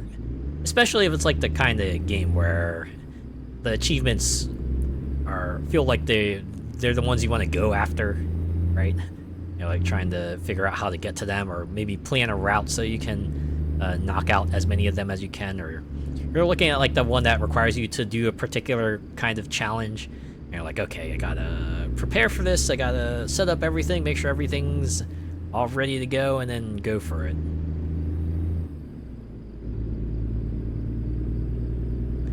Admittedly, I still have like one game I'm trying to do some achievement hunting, and that's because I have one more achievement to get, and that's in Remnant 2. But it's like a particular achievement that requires me to do a bunch of runs in like a bunch of different areas, and the items I need to get to kind of, you know, check off the list to earn the achievement is a very esoteric one, and it's going to be very time-consuming as well. Part of the reason why I haven't gone back to it, even though it's like the last achievement I need to complete the achievement set for Remnant 2. I'll get back to it one of these days, because I like Remnant 2's gameplay, and I would totally be willing to do a few more runs in those worlds, but I just needed a break. I just need a long break, apparently. Yeah, I'll be here till Kingdom Come, getting all the European Truck Simulator and American Truck Simulator achievements. There's so many. It's only to be expected for a game that is out for as long as this one is, right? It's not too much of a surprise that games like these end up with like achievement numbers in the hundreds. Right, just imagine something like Payday 2, right? Several hundreds of achievements there. Or heck, like any of the Survivor games that that are around for long enough, like Vampire Survivors or Soulstone Survivors or Army of Ruin, things like that. And oh, no, I still need to go straight. Sorry, excuse me, coming through. Oh, okay, I'll let you pass. Has anyone done that? Has anyone gotten into an off-ramp, realized they're not supposed to be in an off-ramp, and then try to awkwardly get back onto the highway? I know you're probably not supposed to do that. It's probably highly unsafe, but on the other hand, you know, turning around the lower road might take some time. Probably a lot safer. It's probably what you're meant to do, but you done that IRL, yeah. Alright, I'm glad I'm not the only one. The last minute swerve. Right. Like, you try to still play it safe, right? Like, you're not gonna obviously just, like, swerve all the way back onto the main road, but it can be awkward, right? Especially when the other cars are going at the normal speed. They're not expecting another car to just, like, suddenly pull in. So you're waiting for, like, a large enough gap so you can kind of safely get back onto the highway without much trouble.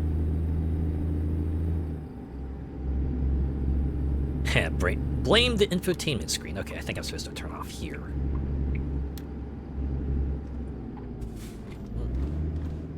Okay. Oh, hey, look, a roundabout. We were talking about these. I don't have to be in it, though. I just have to just travel very, very small part of it. Oh, is there another truck that also needs to go to where I need to go? This tanker needs to be at the destination as well.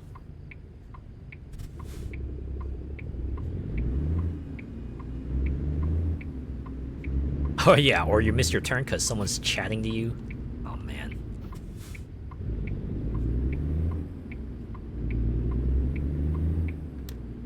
Always a tricky thing to balance, right? Just conversing with anyone else in the car while also keeping an eye on the road and keeping an eye on the directions to make sure you're going to where you need to go.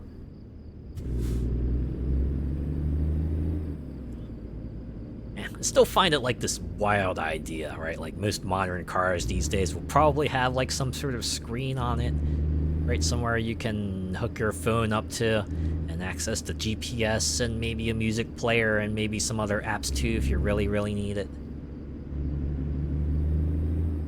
It's just a standard thing. It used to not be like that. At least, you know, last one I drove.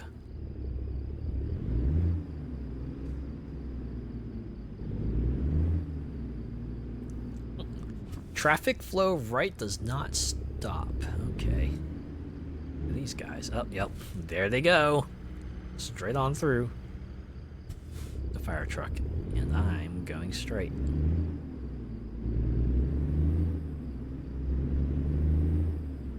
Reading maps and all that. Oh, yeah. Good old days of maps. I don't miss those days. I appreciate GPS. If you miss your turn, fear not, the GPS will get you back on track. Either they will tell you how to get back onto the main route, or they will figure out an alternative route for you. Either way, you're not boned. You do not have to stop by a gas station and pull out the map and figure out where you are, or go inside and ask someone, hey, how do you get to, you know, this particular place? And hope to God that they know where to get you. Let's try play it safe. till it sends you into the sea, like it has before with some folk. I've read about that. Back in the days when like MapQuest or Google Directions would actually have a set of instructions that was actually just like travel through the sea. Yeah, fun times. I'm guessing they've resolved that since then, though. There we go. Another 6,000 bucks in the coffers. If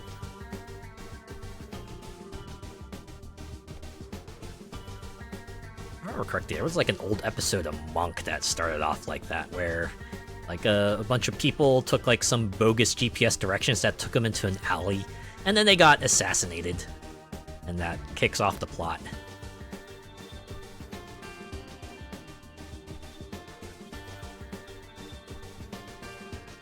Nice now that they include all the speed cameras and stuff. That is nice. Don't have to worry about going too fast and then a letter later in the day like, yeah, we caught you speeding here, so go pay up like, you know, your big cashola to get out of it.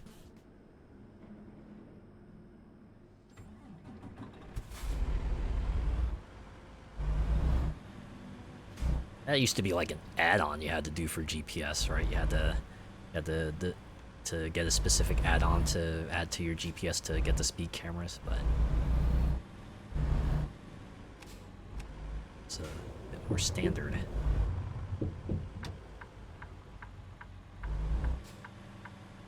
Okay, nothing coming down that way.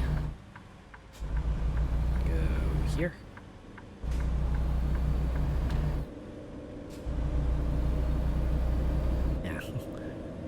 I missed one of the old GPSs that I used to use. It was like a standalone GPS that you would kind of mount on the dashboard of your car.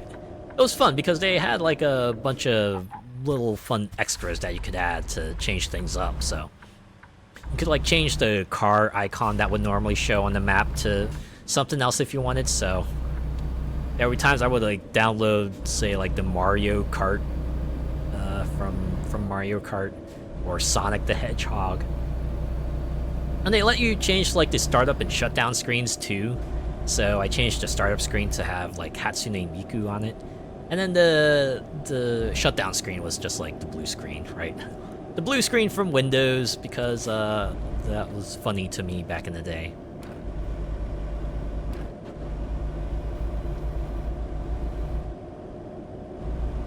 Anyone else who used that GPS certainly had a nice bit of amusement. They're like, oh yeah, did you update the GPS to have the Mario Kart on the map? I'm like, yeah, I did.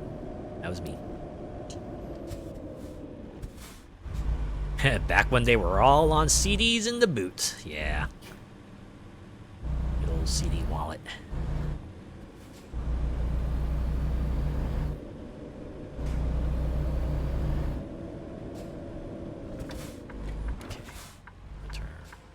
Left here. Yes, we're doing some nighttime driving again.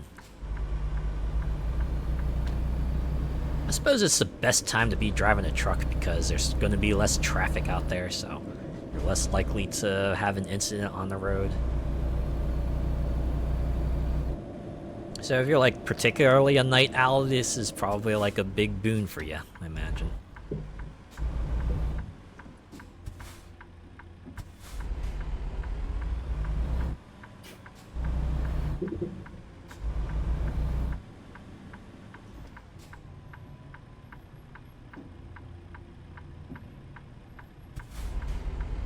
Speaking of, do you remember those little animated otaku characters that would sit on top of your windows on your PC? Oh my god.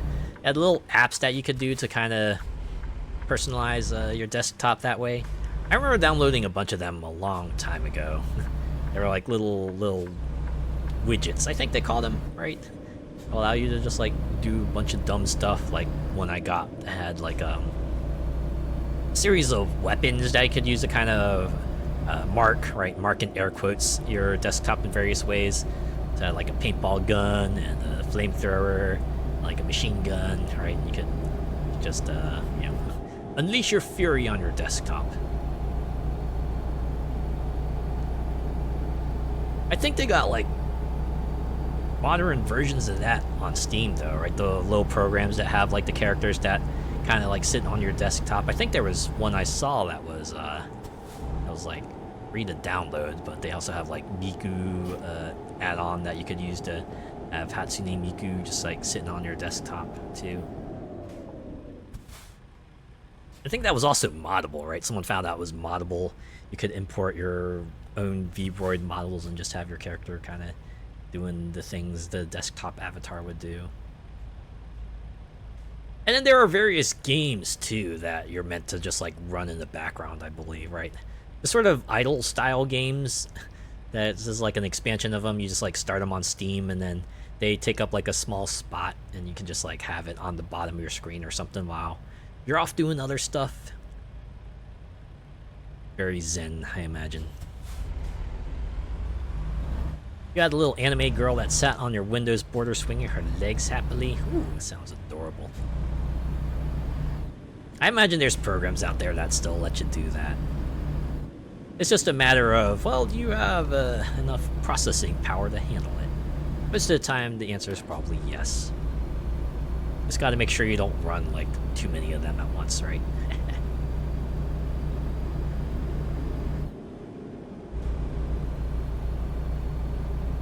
think I ran into that at some point. Right, like so many of those widgets running all at once.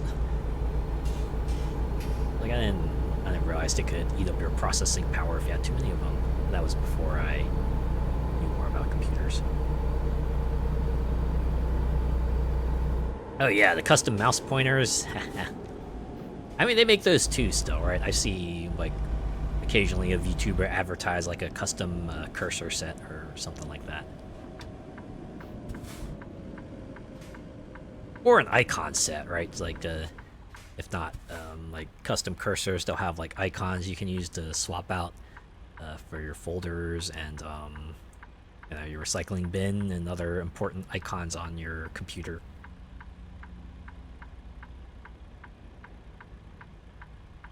Used to be fascinated by the pointer trail you could put on your pointer. Oh yeah, I remember that. That was an option.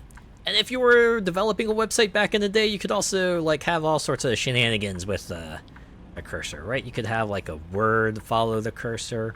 You could have like some sort of special effect on it, or like you said, you could just throw a trail on there. Or you can make it so that anytime someone clicks, there would be like a burst of confetti or something like that.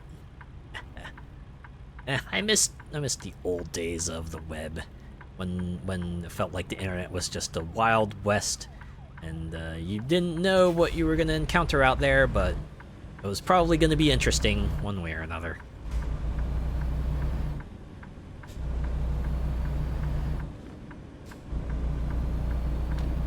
I want that back, right? I want to just be able to stumble upon a fan site, someone's created something.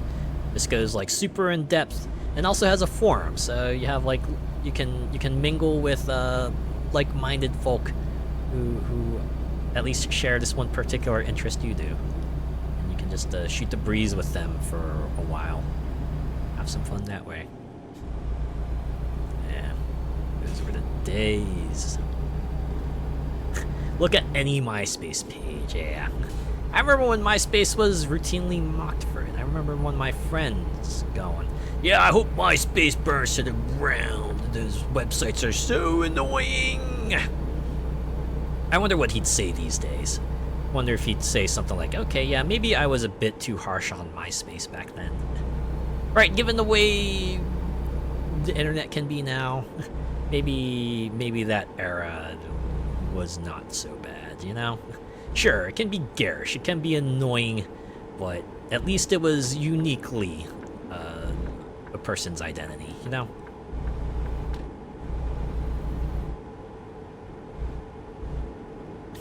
The tiled cat background, oh yeah. Good old tiled backgrounds. And the auto music player, you gotta let the world know what your favorite music was.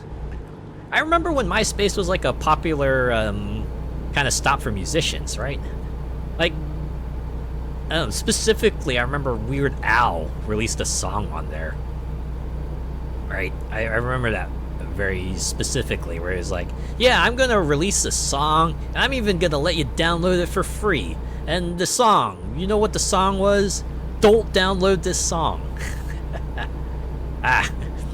Talk about using a medium to your benefit, right? And, oh, geez, I think I'm supposed to turn off here.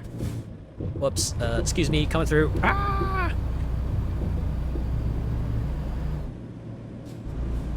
Oh yeah, the visitor counter at the bottom.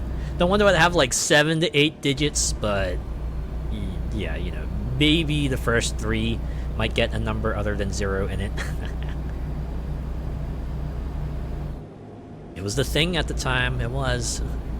You just gotta follow the popular thing, right? For a while it was MySpace, and then it was like Facebook, and then it was Twitter, and then YouTube, I believe, and then maybe Twitch if you know, it's a thing you did. Maybe some other sites if they're within your purview. Oh, like Instagram, right? Instagram.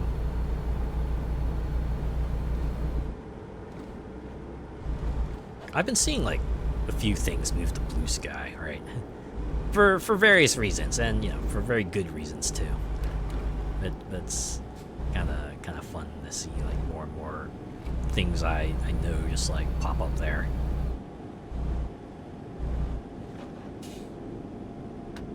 Right, just like a case of hedging your bets, I imagine.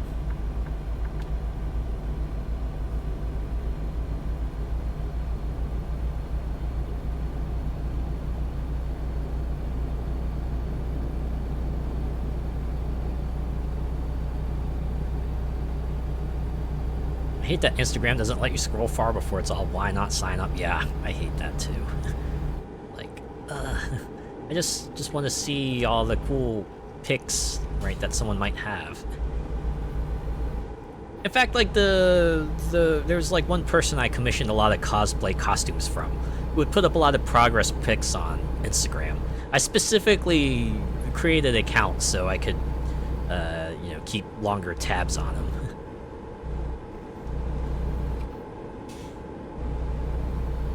And of course now I'm using Instagram for my own, to my own end, though I think I need to be in here. I'll just like slide in here. Yeah, the fact that they completely bar you from scrolling past a certain point doesn't even feel like all that much. And there might be even times where you can't scroll at all, right? There might be like, you try to click on a thing and then they're like, hey, go make an account. Like, what if I don't wanna?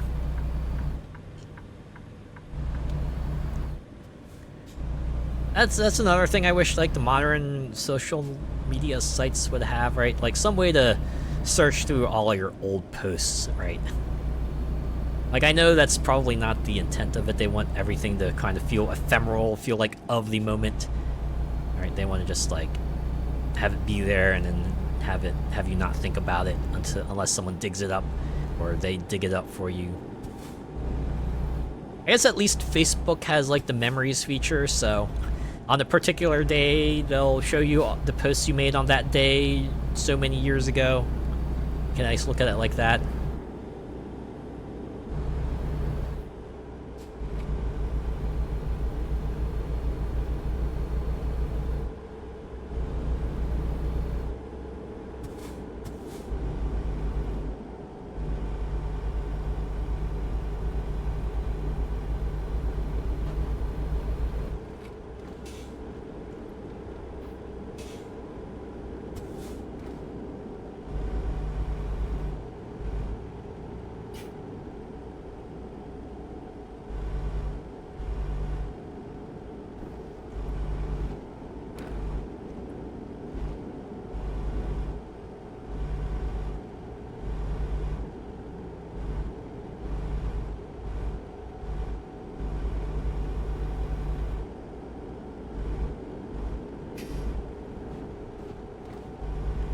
Get so tired of the whole clicks on website, cookie settings pops up. Pay to remove ads, oh my god. so many websites that have like some sort of ad-free subscription.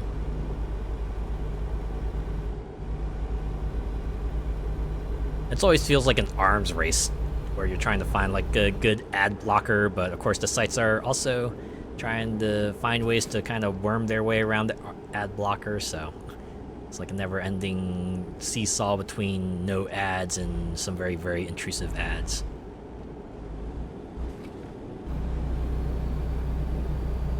Cookie settings I'm a bit more impartial to. If they give you an easy way to just like turn off everything but the most necessary cookies, it's fine, but the ones that require you to like click in the sub menu to manually turn off all of the cookies they don't force you to keep on is super annoying.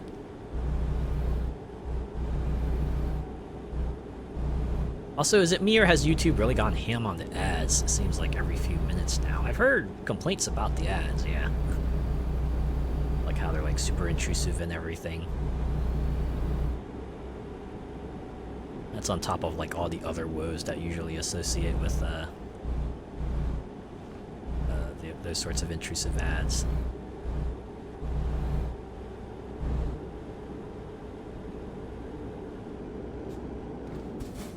Yeah, the fight against ads, it never really quite ends, does it?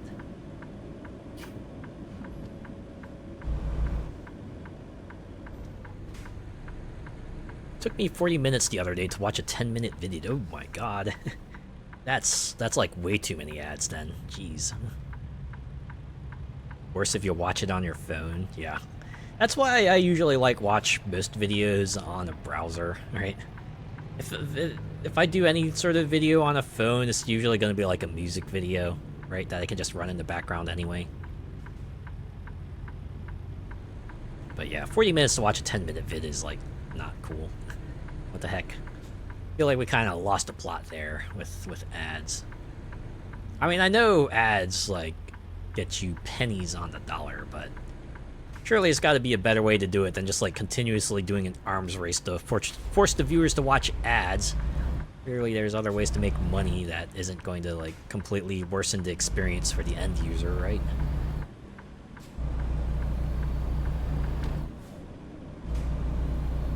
I've certainly heard the same complaints with Twitch, right? Anyone who normally doesn't watch Twitch, right, they always talk about, it's like, yeah, okay, so I started watching a stream, suddenly I'm blitzed with like 70,000 ads, I'm like, fuck Twitch, I'm going to go watch stuff on another site now. Can't exactly blame them, to be honest.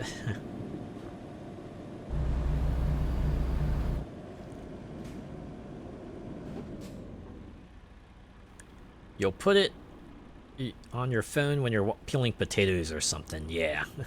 That's usually the way I do it, right? I'll fire up a stream when I'm like cooking or something. When I have to be away from the computer, I'll put up like my phone on max volume on the stream or something and watch it that way.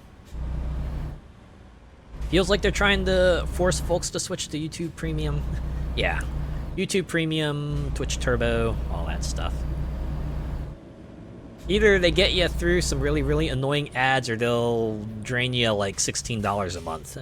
Right? One way or another, they're gonna get your money.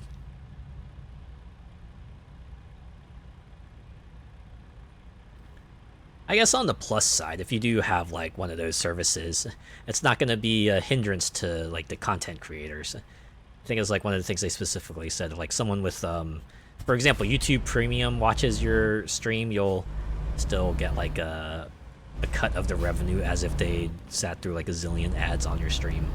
Something like that. No, it could be worse, right? At least for content creators.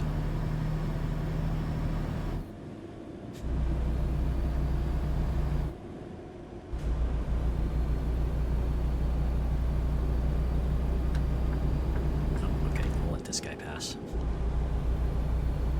Just get past already so I can switch lanes. Ooh, Oxnard discovered. Discovering all sorts of new locations. Oh, I'm probably gonna have to switch back anyway. Why did it go out to the middle? It's fine.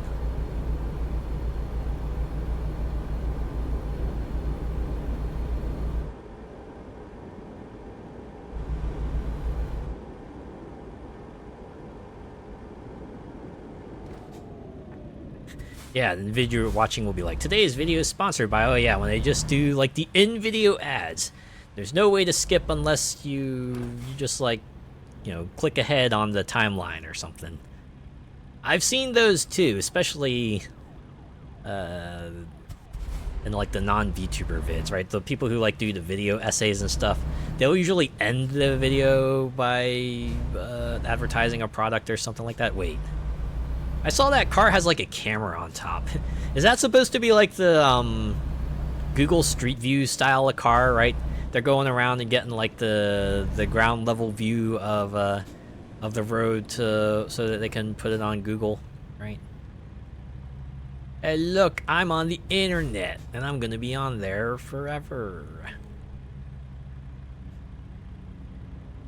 I've always wondered, am I like in one of those Street View shots?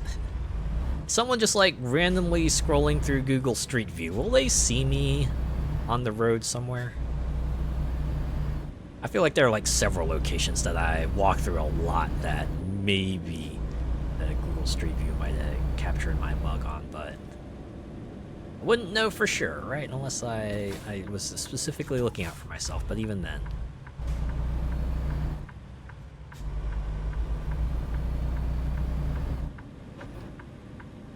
Still puzzled by why Google Street View blurs out some portions of streets. Oh, maybe not like people's faces, but they actually blur out like buildings or something. That is pretty odd, though. I wonder if it has to do with just like maybe the person who lives at the location in question just like getting in contact with Google and saying, I do not want the picture of my place on the internet. You must conceal it. And so they conceal it. Certainly seems mighty suspicious, though. Makes you wonder, oh boy, what is this building about? Why would they go through these lengths to hide who they are on the internet? Right? It's the kind of thing that makes you want to go out there just to see what that building is and see if they're totally justified or not in wanting to be hidden from view. Feels like it would make for someone probably wants to. Feels like someone would make that into a video series, right? A video series on YouTube, the Google Blurs, where we go out to spots that are blurred out in Google Street View and see what they actually are. Which would honestly kind of defeat the purpose of them blurring out their locations in the first place, but I can't imagine someone probably hasn't thought of that already. Not on the up and up, yeah. Either that, or they just have like a really, really sordid history. What is Google hiding? More like, what is the person who lives there hiding, right? Or the person who owns that location hiding. Imagine Google is just kind of following the rules here, right? Respecting people's rights to privacy, but...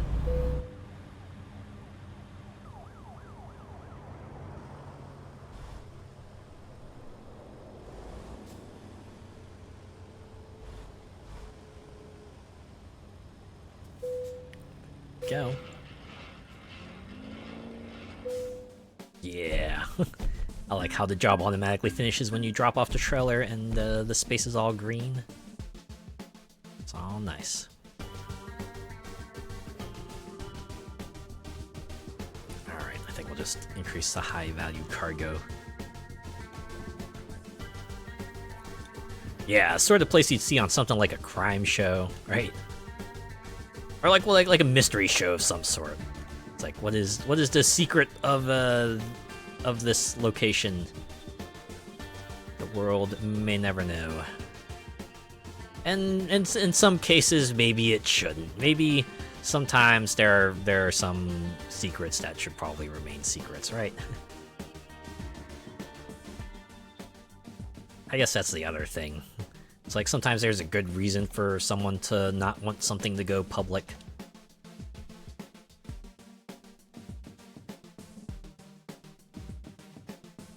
You know, boundaries and all that, right? Just gotta respect that.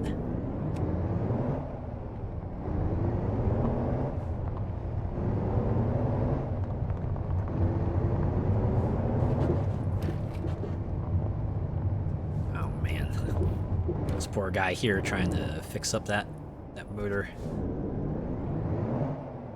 I was about to just plow my way through that gate, but I was like, oh wait, nope, there's a gate there. Gotta stop.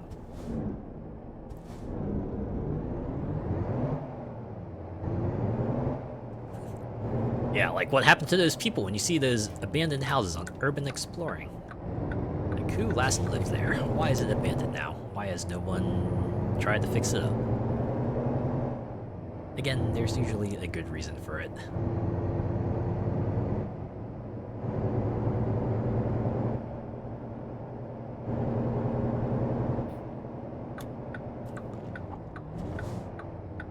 Although, that's also like a setting that would be like in one of those kids' films, right?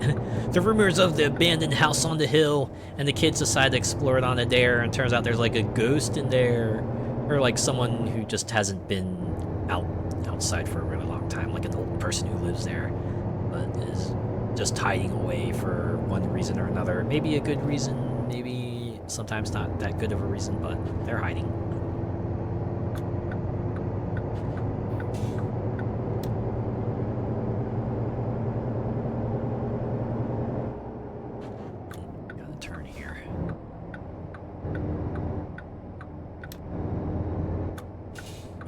That signal on. I still need to turn.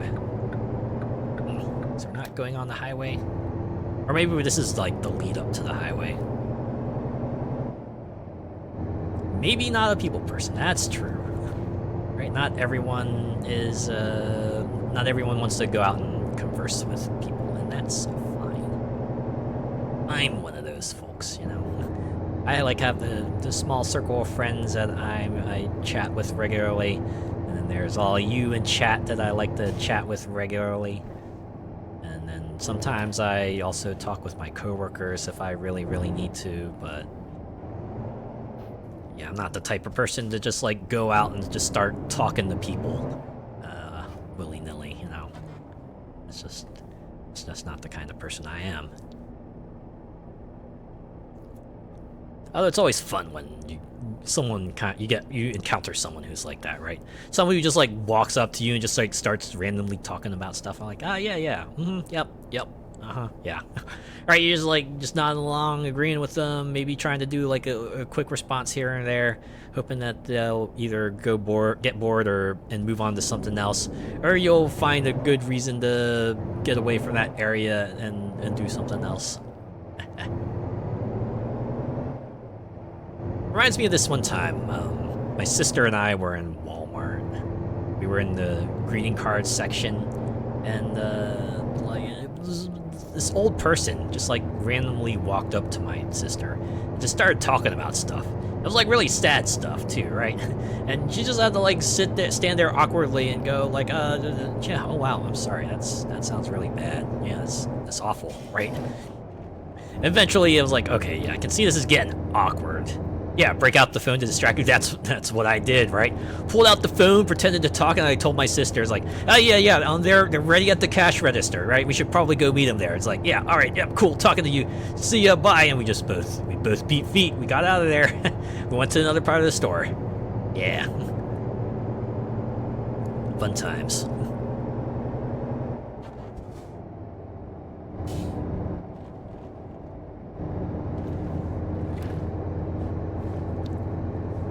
I imagine it might work in a solo sense too, where you just pull out the phone. It's like, oh wait, no, I got a text. Sorry, gotta address this.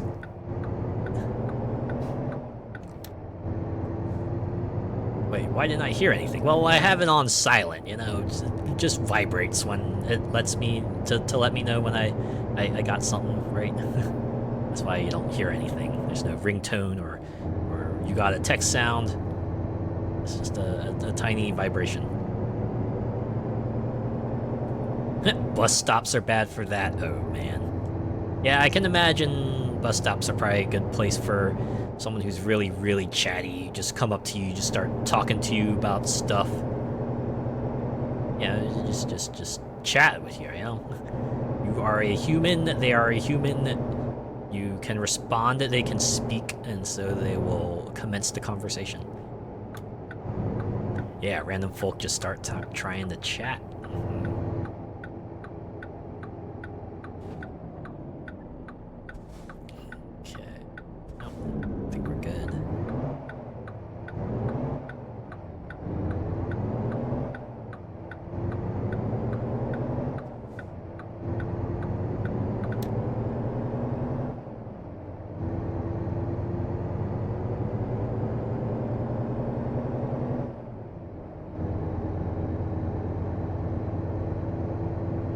English, it's usually nice weather today, isn't it? Just tune them out. Yeah, that's probably like the way to do it. Problem is that some people just do not get like cues or something, or some people who will not be bored of just listening to themselves speak, right? Like that might work for folks who are looking for a response or something like that, but there are some others who will just talk their heads off until you tell them directly, I am not interested in listening to you, go away.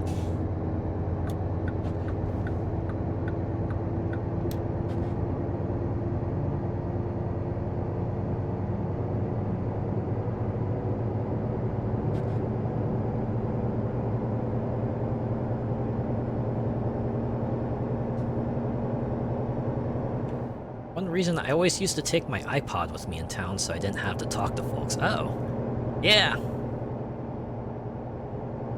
It's usually a good signal that they won't hear you anyway, right? No, might as well not talk to someone who is less likely to hear you. Although that invites a different crowd of folks, hopefully. Hopefully one that you never have to encounter, the ones who get annoyed that you dare to have like earbuds in your head or something. They're like, stop listening to your music, right? Something like that.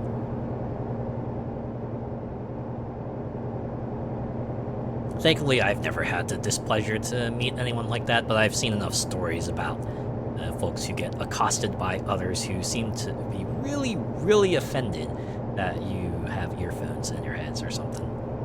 And I'm like, man, most people need something better to do, right? You're fine talking to randos at cons? Well, it's because they're more likely to share an interest with you, right? It's like you're all there for a shared purpose, so obviously. You know, if someone's there, if you're like say a furry con, right? Or an anime con or video game con, there's a common point of interest. Even more so if you're like in a line for a panel or a signing or like a particular event happening. Definitely have a wider breadth of topics you can talk about there, right? I've certainly had chats with some folks in line. I think when I was like talking about various events I've been to, when I was in line for a food truck and suddenly the person in front of me was like, oh wow, you've been to that event too? And I'm like, oh yeah. They were like, oh hey, we were there the other weekend. I was like, oh yes, I was there this particular weekend. Right, and then we kind of pop off from there. Fun times.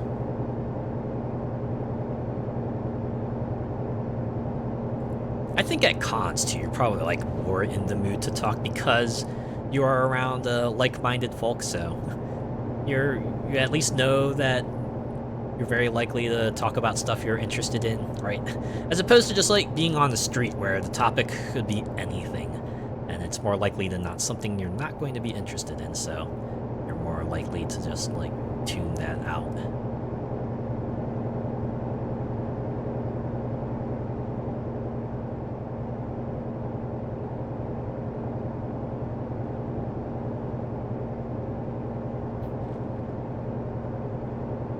Minecon is a good way to chat and ungodly wait for registration. Oh god.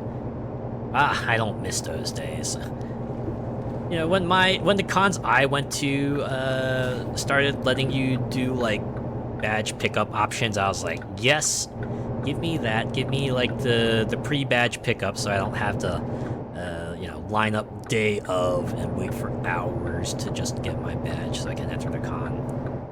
Yes, I will gladly go the night before and just pick it up so I can just like walk right into the building day of. I'll gladly do that.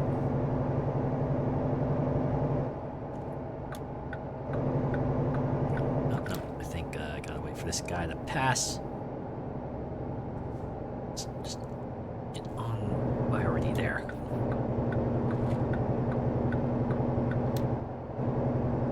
I encounter that a lot on the road too. The ones where they're like, all right, you want to get past me? All right, fine, do it already so I can switch lanes. Realize I'm running out of distance here to keep following my directions, right? Of course, they don't know that, but Still annoying. Yeah, 5 hours is too long to be standing on your feet. Certainly could not do that. Anyone who has to do that has my sympathies. Jeez. Granted, humans probably weren't meant to sit down for long periods of time either, but I think there's a balance to be struck there. That's another thing I don't miss about cons.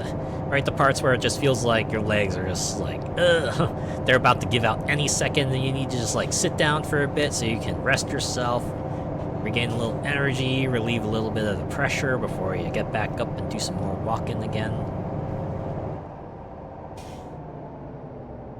That's why, like, all the cosplays I get, I usually request that they don't have heels, right? Even if the character normally wears heels, I specifically ask for no heels because I know that I'm going to be walking a lot in this outfit and I want to be at least somewhat comfortable while walking, so yes, give me no heels. Just give me some comfy shoes, right? It was 4 at Confuzzled, got to the front, and it was like I'd run a marathon. Oh, man. Yeah. Having to wait 4 hours to get into the con itself. Right? You're just, like, imagining all the things that you're probably missing out on in there, right? You're just, like, looking back at the schedule, looking at your clock, and going, okay. So if I get in at this time, maybe I'll be able to catch this, and this. But if I don't get in by then, maybe I can still catch this. And maybe I'll still have time to check out the dealer's room and the artist's alley in between, right? Or the video game room if they got that. Oh, and blisters. Oh, geez, blisters. Oh, man. Not fun. Those are not fun at all. Okay, gotta slow.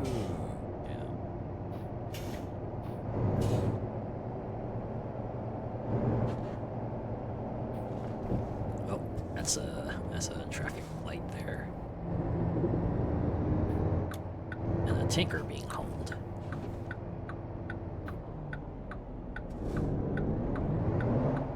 Okay, I think it's safe if I... Well, no, I'm a truck. I should probably wait for the green light regardless.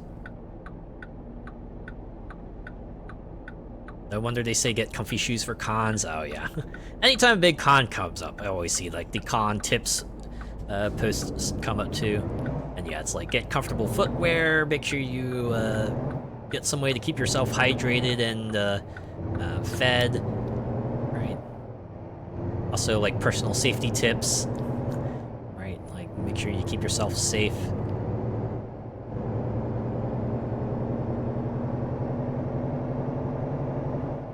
I mean, it's always a good thing to have, right? Either as a reminder, or if that is someone's first con, that's usually good advice to just give in general. Oh, signal ahead. Alright. Oh, there it is. Oh, that's a yellow light. Alright. Slow down. Yellow light does not mean hit the accelerator. Yellow light means slow down.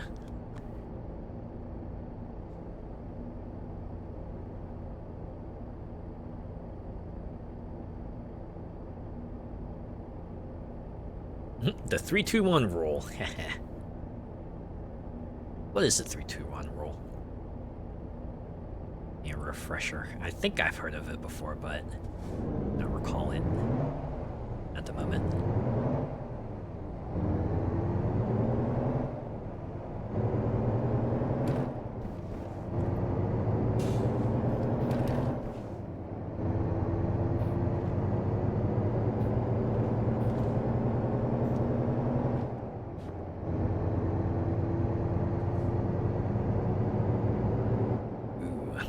Definitely in an industrial zone. Look at all those towers, all that smoke. 3 hours minimum sleep, 2 meals a day, and at least 1 shower. Oh yes, all very, very essential things to do, especially the shower and the meals. And you know what, the sleep is actually important too. It's all very important. Whew, just 3 hours of sleep though. I remember the days when I could operate off of 3 hours of sleep. Feels like less often these days. Like I could maybe do one day with 3 hours of sleep, but I certainly couldn't do consecutive days of like 3 hours of sleep like I used to. Yeah, you don't want to be a musky hussy. No siree. There's a reason why stinky conventions is such a prevalent thing. Some people just like throw hygiene to the wind for some reason. I can't imagine myself doing that, especially as a cosplayer, right? I'm already gonna get like sweaty enough in a costume. I don't want to be like sweaty and then make my costume like ultra stinky as well. That's not fun.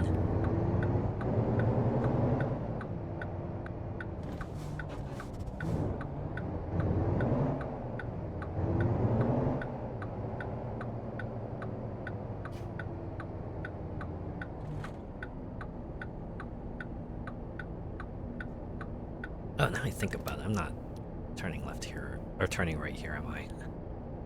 Gotta wait at the next light. Or the next intersection. Especially in the lift, oh god. That's when you get the concentrated stank. You're just like... or you're just wincing, just praying to God that you can get off soon so that you can leave the stink chamber behind.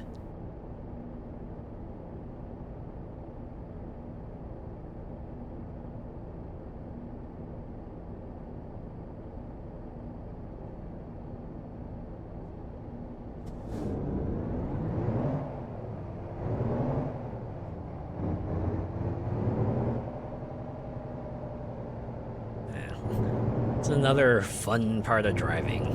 Fun in quotation marks, where the line is so long at a traffic light where lights will cycle through several times and you'll still be at the same light because not many cars can get through before it turns red again. Yeah. If anything feels like a roadblock, it's that. Never mind like actual roadblocks or anything like that, right?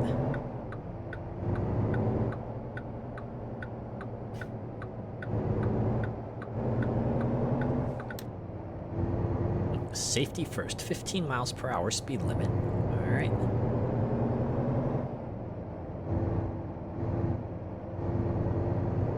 You know what this place reminds me of for some reason?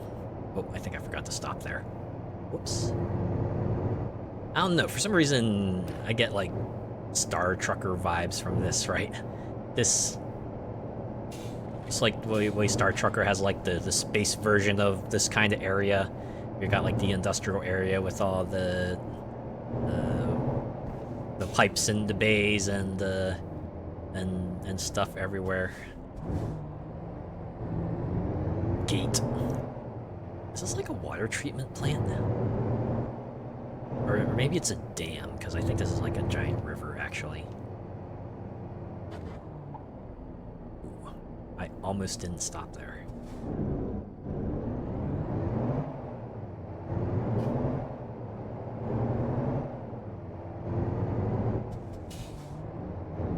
What a ways to drive in, though.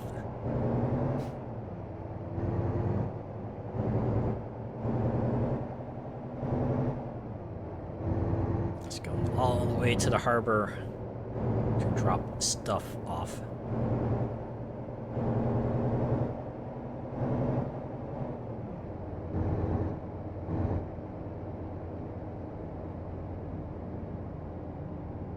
Going way faster than I should be going right now. But it's fine, no one else is on this road, right? Right, car's not just gonna suddenly jump out at me.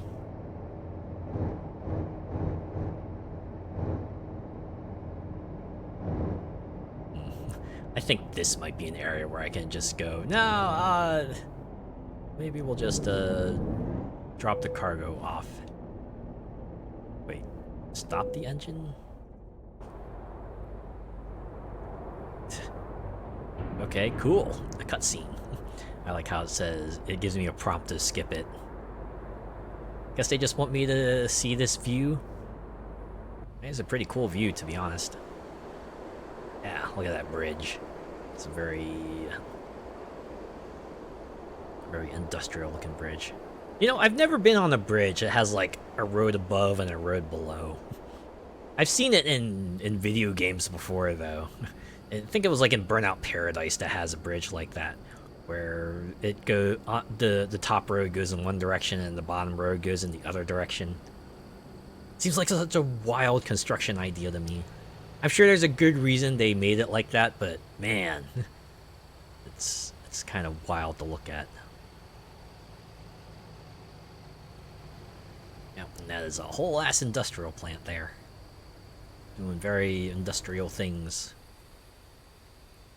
Alright. Press B. Oh, and we're back here. Wait a sec. I'm sorry? This is...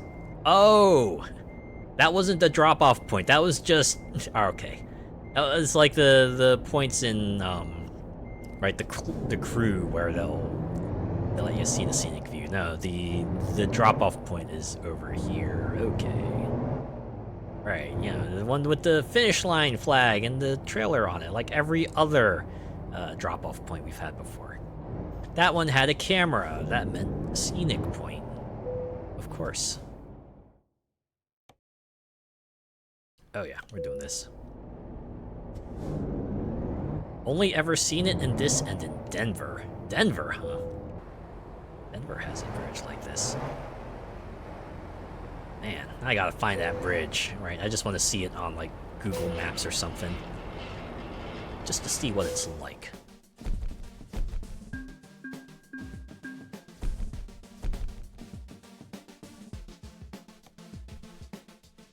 Alright, I think I have it in me for one more job, so why don't we go through this and see what we got here.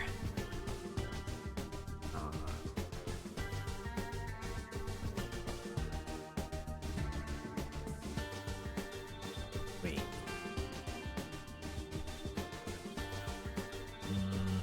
Okay, here's one that's pulling a clamshell bucket. We take that one. Driver 2? Ah, okay. Wow, got a construction worker in the back just making sure this trucker pulls out okay. Don't worry, I got this.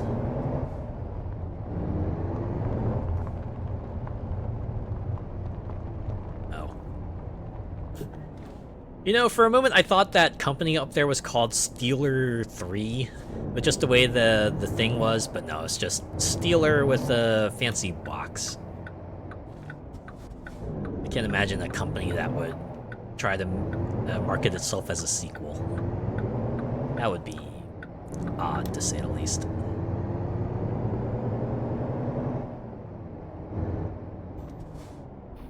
Just trying to imagine like a Walmart 2 or like a Target 2 or just something outlandish like that. That would be pretty dumb.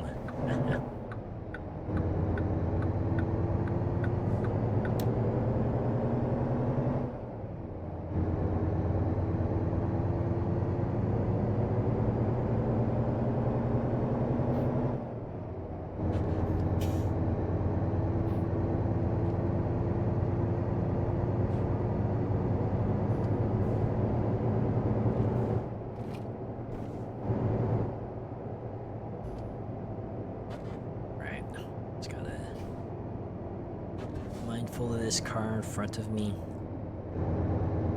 Certainly wouldn't want to ruin their day.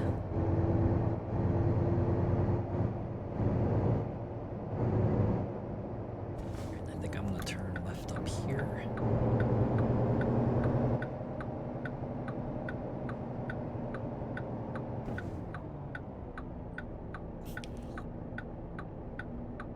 I am glad that the trucks in this game have a pretty good braking power, and you're not gonna suffer too much backlash from braking real hard either.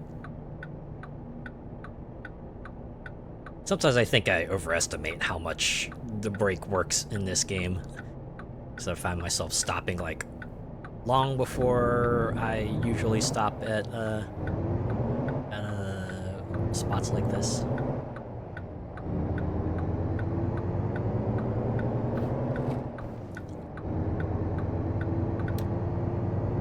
They need it with the weight. Yeah.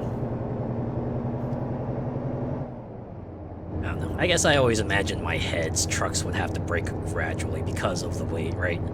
Because, sure, the cab might be able to stop on a dime, but the load, right? The load's gonna still keep going, so I want to try to bring it to a gradual stop. Otherwise, that thing's gonna be smacking into the back of the cab, and it's probably not gonna be pretty. Okay, I think I'm gonna go on this road, actually, so... Here...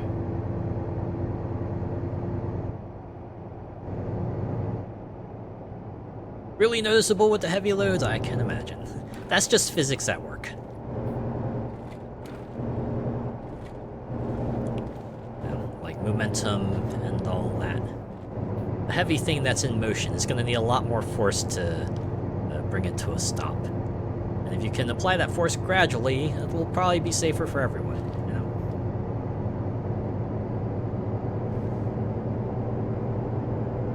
Okay, got a car. Oh, no. Got my own lane, I can be in here. We're good. We're good. Oh, nope, I gotta merge again. Okay. I'm glad the drivers in this game have some sense. The car was waiting for me to get into their lane. So like, yes, I will just stay behind. Do not fear. There we go. A little cruise control. 511. I'm guessing that's like the emergency number for California. Your car's broken down, call 511. They'll get someone out to your location ASAP.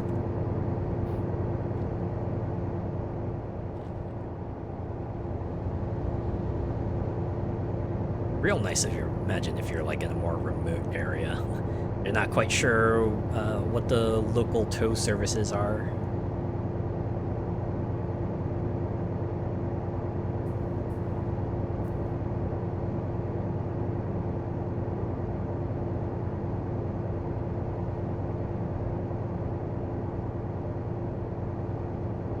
Nice that someone will flash you ahead at junctions. Oh yeah, I've seen that. Some people will flash their headlights to let you know, yeah, I'm waiting for you to cross, or, you know, I'm waiting for you to merge into a thing. You go first. Right, and then I'll do my thing afterwards. Certainly seen that several times. Took me a while to understand what they were trying to get. Someone else had to tell me. And I realized, oh, so that's what they were, that's what they meant when they did that. Yeah, if you're turning into a place, yeah.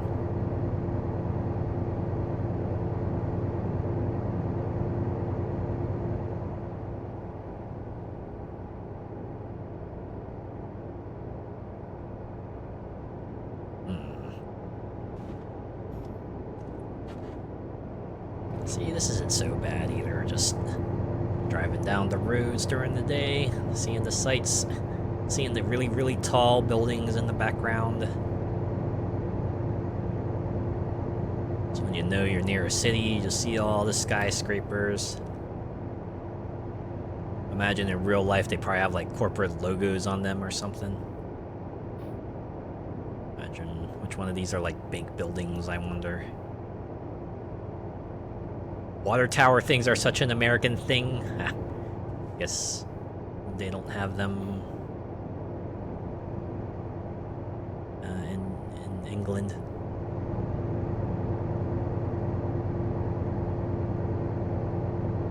I have to admit, I've never looked into like the purpose of water towers either. I see them on the road. I see them on the road a lot, but I never looked into why they were necessary in the first place.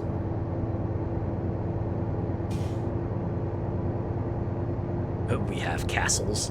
Nice. At least that's a bit more of a nice sight. Oh. sorry, car. Saw that car. Just trying to worm their way past me, but had to be in the other lane.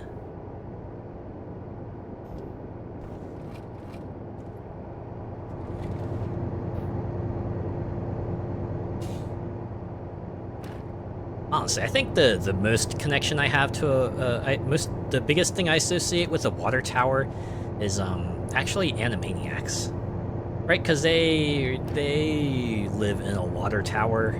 It's kind of like their whole deal.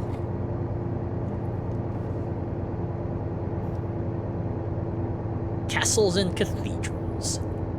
Isn't that like the name of a board game expansion? It was like Settlers of Catan, right? Has like castles and cathedrals or something like that. Warner Brothers? Yeah, Warner Brothers Animaniacs.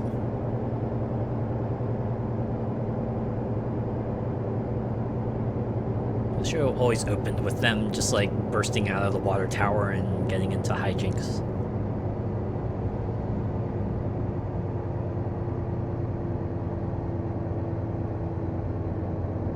They had a revival series. It might have actually been a few years now, but they had a revival series a little while ago. I was kind of hoping that would lead to like more new seasons of Animaniacs, but I guess either they're in production or they've quietly decided to not do more.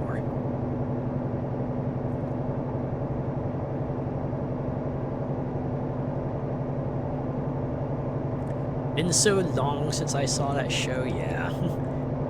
Like, the really old Animaniacs is, like, really, really old, isn't it? Kind of funny is, like, some of the jokes still hold up. I think the one that gets cited a lot is always the fingerprints one.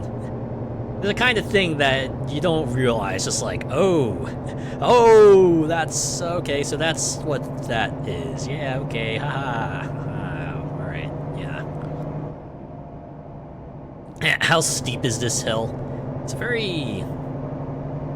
like, I'm barely able to gain much traction here. Man.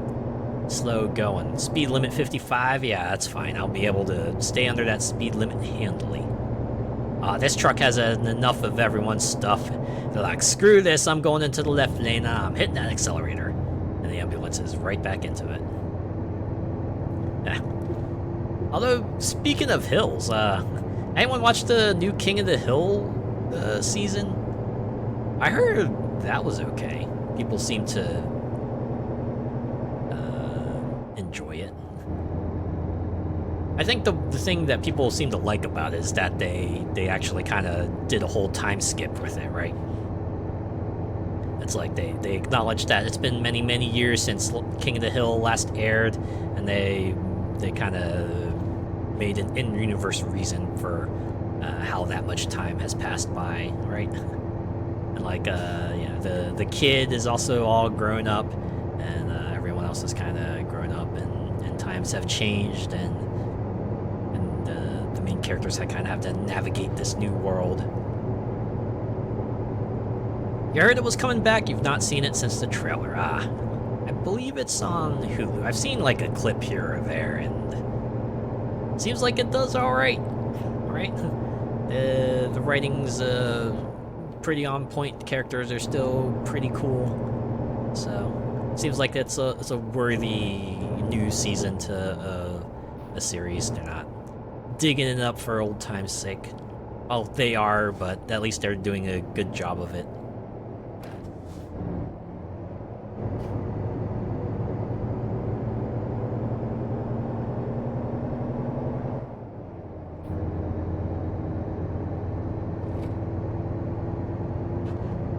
I think I know some friends who are King of the Hill fans. Maybe we'll ask them if they've watched the show and what they think of it.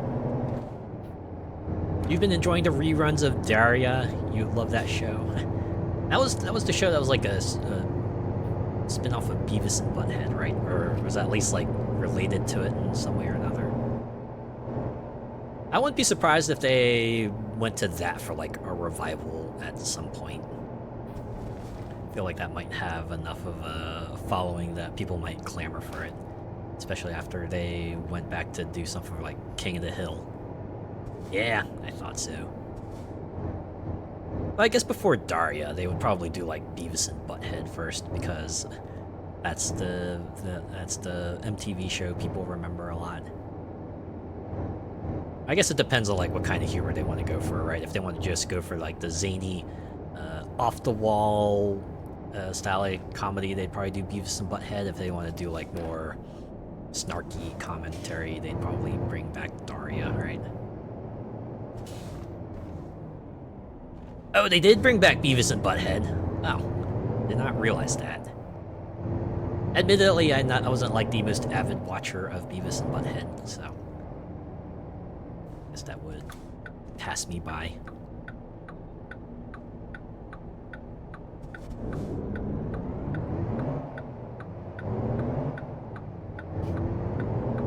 The new ones aren't aren't as good as the OG. Ah, that's always the fear. Always just like, ah, man, it's great that it's coming back, but you just hope it measures up, and sometimes it doesn't, and it's always a shame. You missed the music vids they used to show? Ah. It's a strong part of their identity, I can understand that. But yeah. I think it was like a similar thing with Futurama, right? Because that got unceremoniously canceled. And then they came back all this time later with a movie. People liked the first one, and then they came out with more movies, and people were like, hey, you know, those are fine, but maybe not as good as the first one. And then they went and did like full-on new seasons for a while, and they were like, yeah, you know, these are cool, but still couldn't quite reach the heights of, oh my god, Futurama's back with a movie. You found a lot of bands through Beavis and Butthead. That would make sense. It was a show on MTV, so makes sense they would try to tie it into music videos, right? If only to say, look, this show has every reason to be on MTV, right? Look, we got music videos on the music video channel.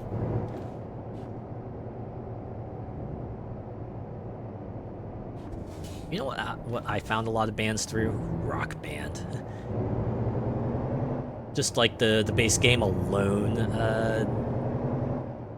had like songs from various artists that I would eventually get into a lot, like Foo Fighters.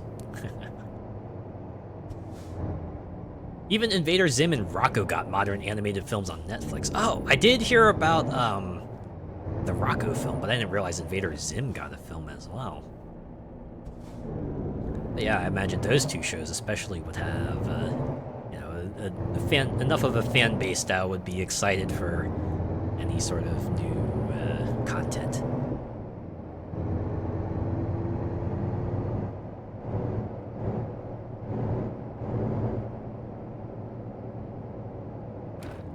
Well, if they keep on going into that well, eventually they'll reach like more Rugrats and like the Thornberries, right? Or maybe Angry Beavers or Cat Dog.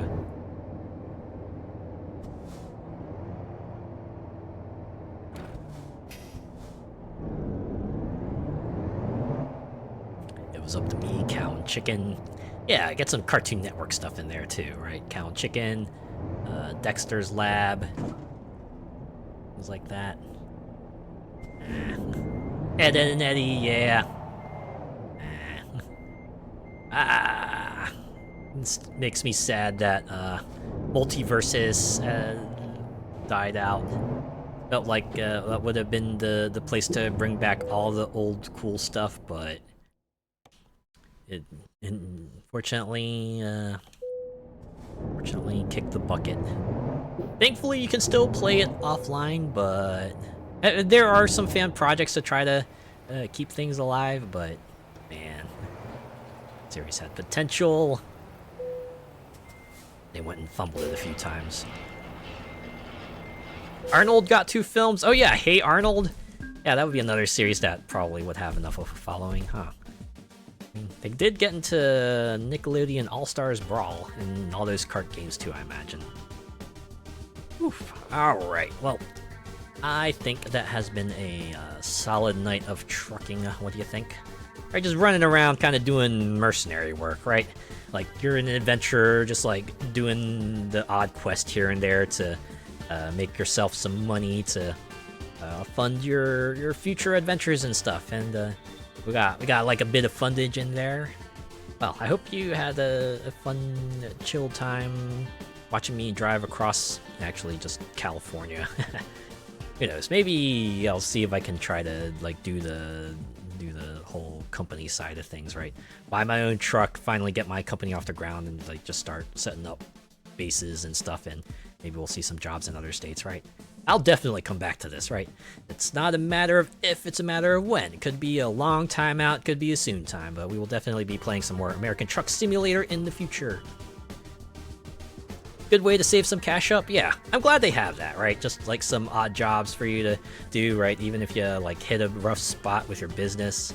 Yeah, just do some side jobs, get some money back, and maybe get yourself back in the on your feet so you can continue your stuff. Yeah. But yeah, for now, I'm gonna go ahead and call things here. Yeah, thanks to everyone who came by and hung around and chatted. And even if you just lurked, I appreciate each and every one of you. I will be back on Friday, where we'll check out Titan Quest 2, because that is a game that came out in early access like a few weeks ago. Admittedly, I've had like a bit of an action RPG itch, and I've always wanted to check out Titan Quest because I've always found like the underlying systems fascinating. I feel like, you know, early access version of 2 probably a good spot to jump in and see how things are. So I hope you look forward to that. Have a good night. Yeah, you have yourself a good night, a good tomorrow, Molecular Shadow Fox. Thanks for hanging out. All right, let's look for someone to raid, shall we? You know what I like about this game? This game has a setting specifically that you can check if you want, like, the sounds from the game to continue playing in the background when it's not focused or not.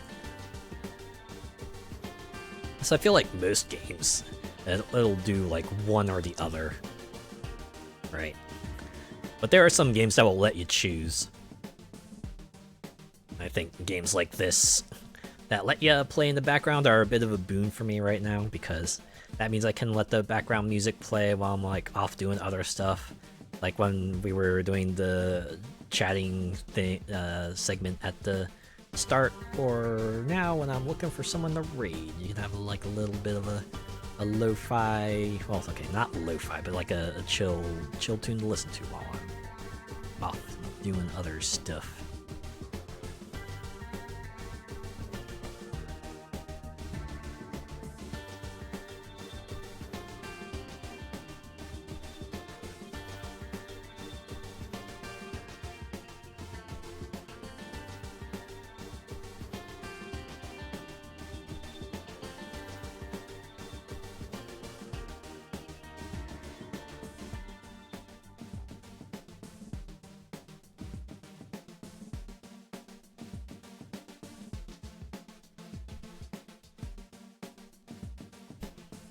Oh yeah, Gears of War Reloaded. That's a game that came out, I believe, today actually, or yesterday, one or the other. But seems like people think it's okay. It's like, yeah, it's a Gears of War. It's been up-resed. It's fine for what it is. Actually, they had like a little thing where they said that anyone who owned the original Gears of War on PC would get the Reloaded version for free. So what I did was, like, right when they made that announcement, I just went and bought the old Gears of War right away. And I guess I bought it in time because they gave me a code for the Reloaded version. I'm like, sweet. Even though it's on Game Pass, right? Even though it's already on Game Pass, I decided, you know what, I'll just get a copy for myself to own. That's, that'll be fine, right?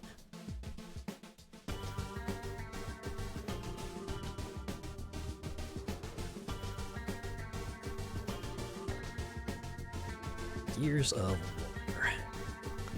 I know, the first one is on, the first one obviously is on PC, but not remember if 2 and 3 are on. Would not mind playing through that. Oh, Mr. JWB5, thank you for the follow. Hi, Azure Gales. Hi, hello. How are you? I'm actually looking for someone to raid into. Thank you for checking me out regardless.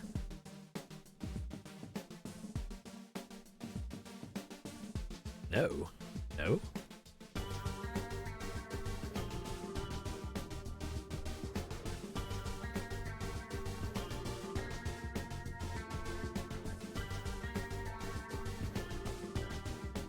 Oh, sorry, no problem. Okay, yeah. Thank you, thank you. Typos. They can be a pain sometimes, especially if they completely change the meaning you were trying to convey. I get it. I get that feel. It can suck. It can feel awkward. I'm trying to clear the air there. Alright, I think I found someone.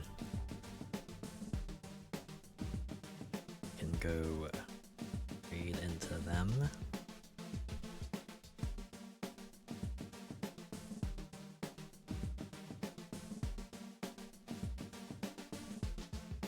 Really real quick.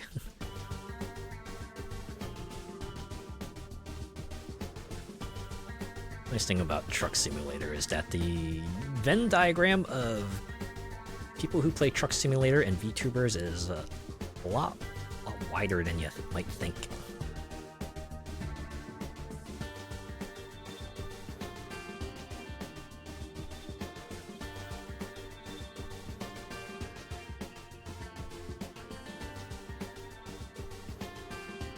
Oh yeah.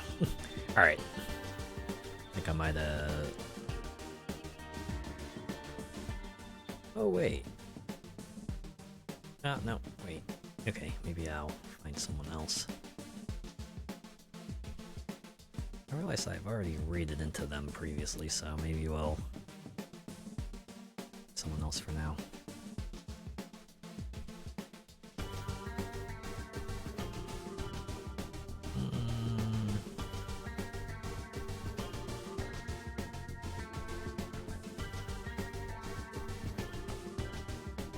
Okay, you know what? Maybe I will raid into someone else playing Truck Sim. Why not? Keep the relaxing vibes going. Be fine. Okay. Raid message is going to be Truck Raid. 900 hours. Well, we all have a game like that. I've certainly had games where I've sunk a lot of time into. But hey, that's when you know a game is good, right? Or that's when you know a game just like really vibes with you, when you're able to play for it as long as you can, right? Something that especially doesn't have like any reason for you to come back to it, but you just come back to it anyway because whether it be like the mechanics or the atmosphere or the feel of it, right? Just something sits right with you, and that's pretty cool. Okay, raid is Truck Raid, and the fellow we're going to raid into tonight is Mia Miet. They are also playing American Truck Simulator, right? Doing some driving around America in a truck. Let's go over there and give them our support, shall we? If you're joining on the raid, give them a Truck Raid, and if not, have a good rest of your week, and I'll see you on Friday for Titan Quest 2. Take care.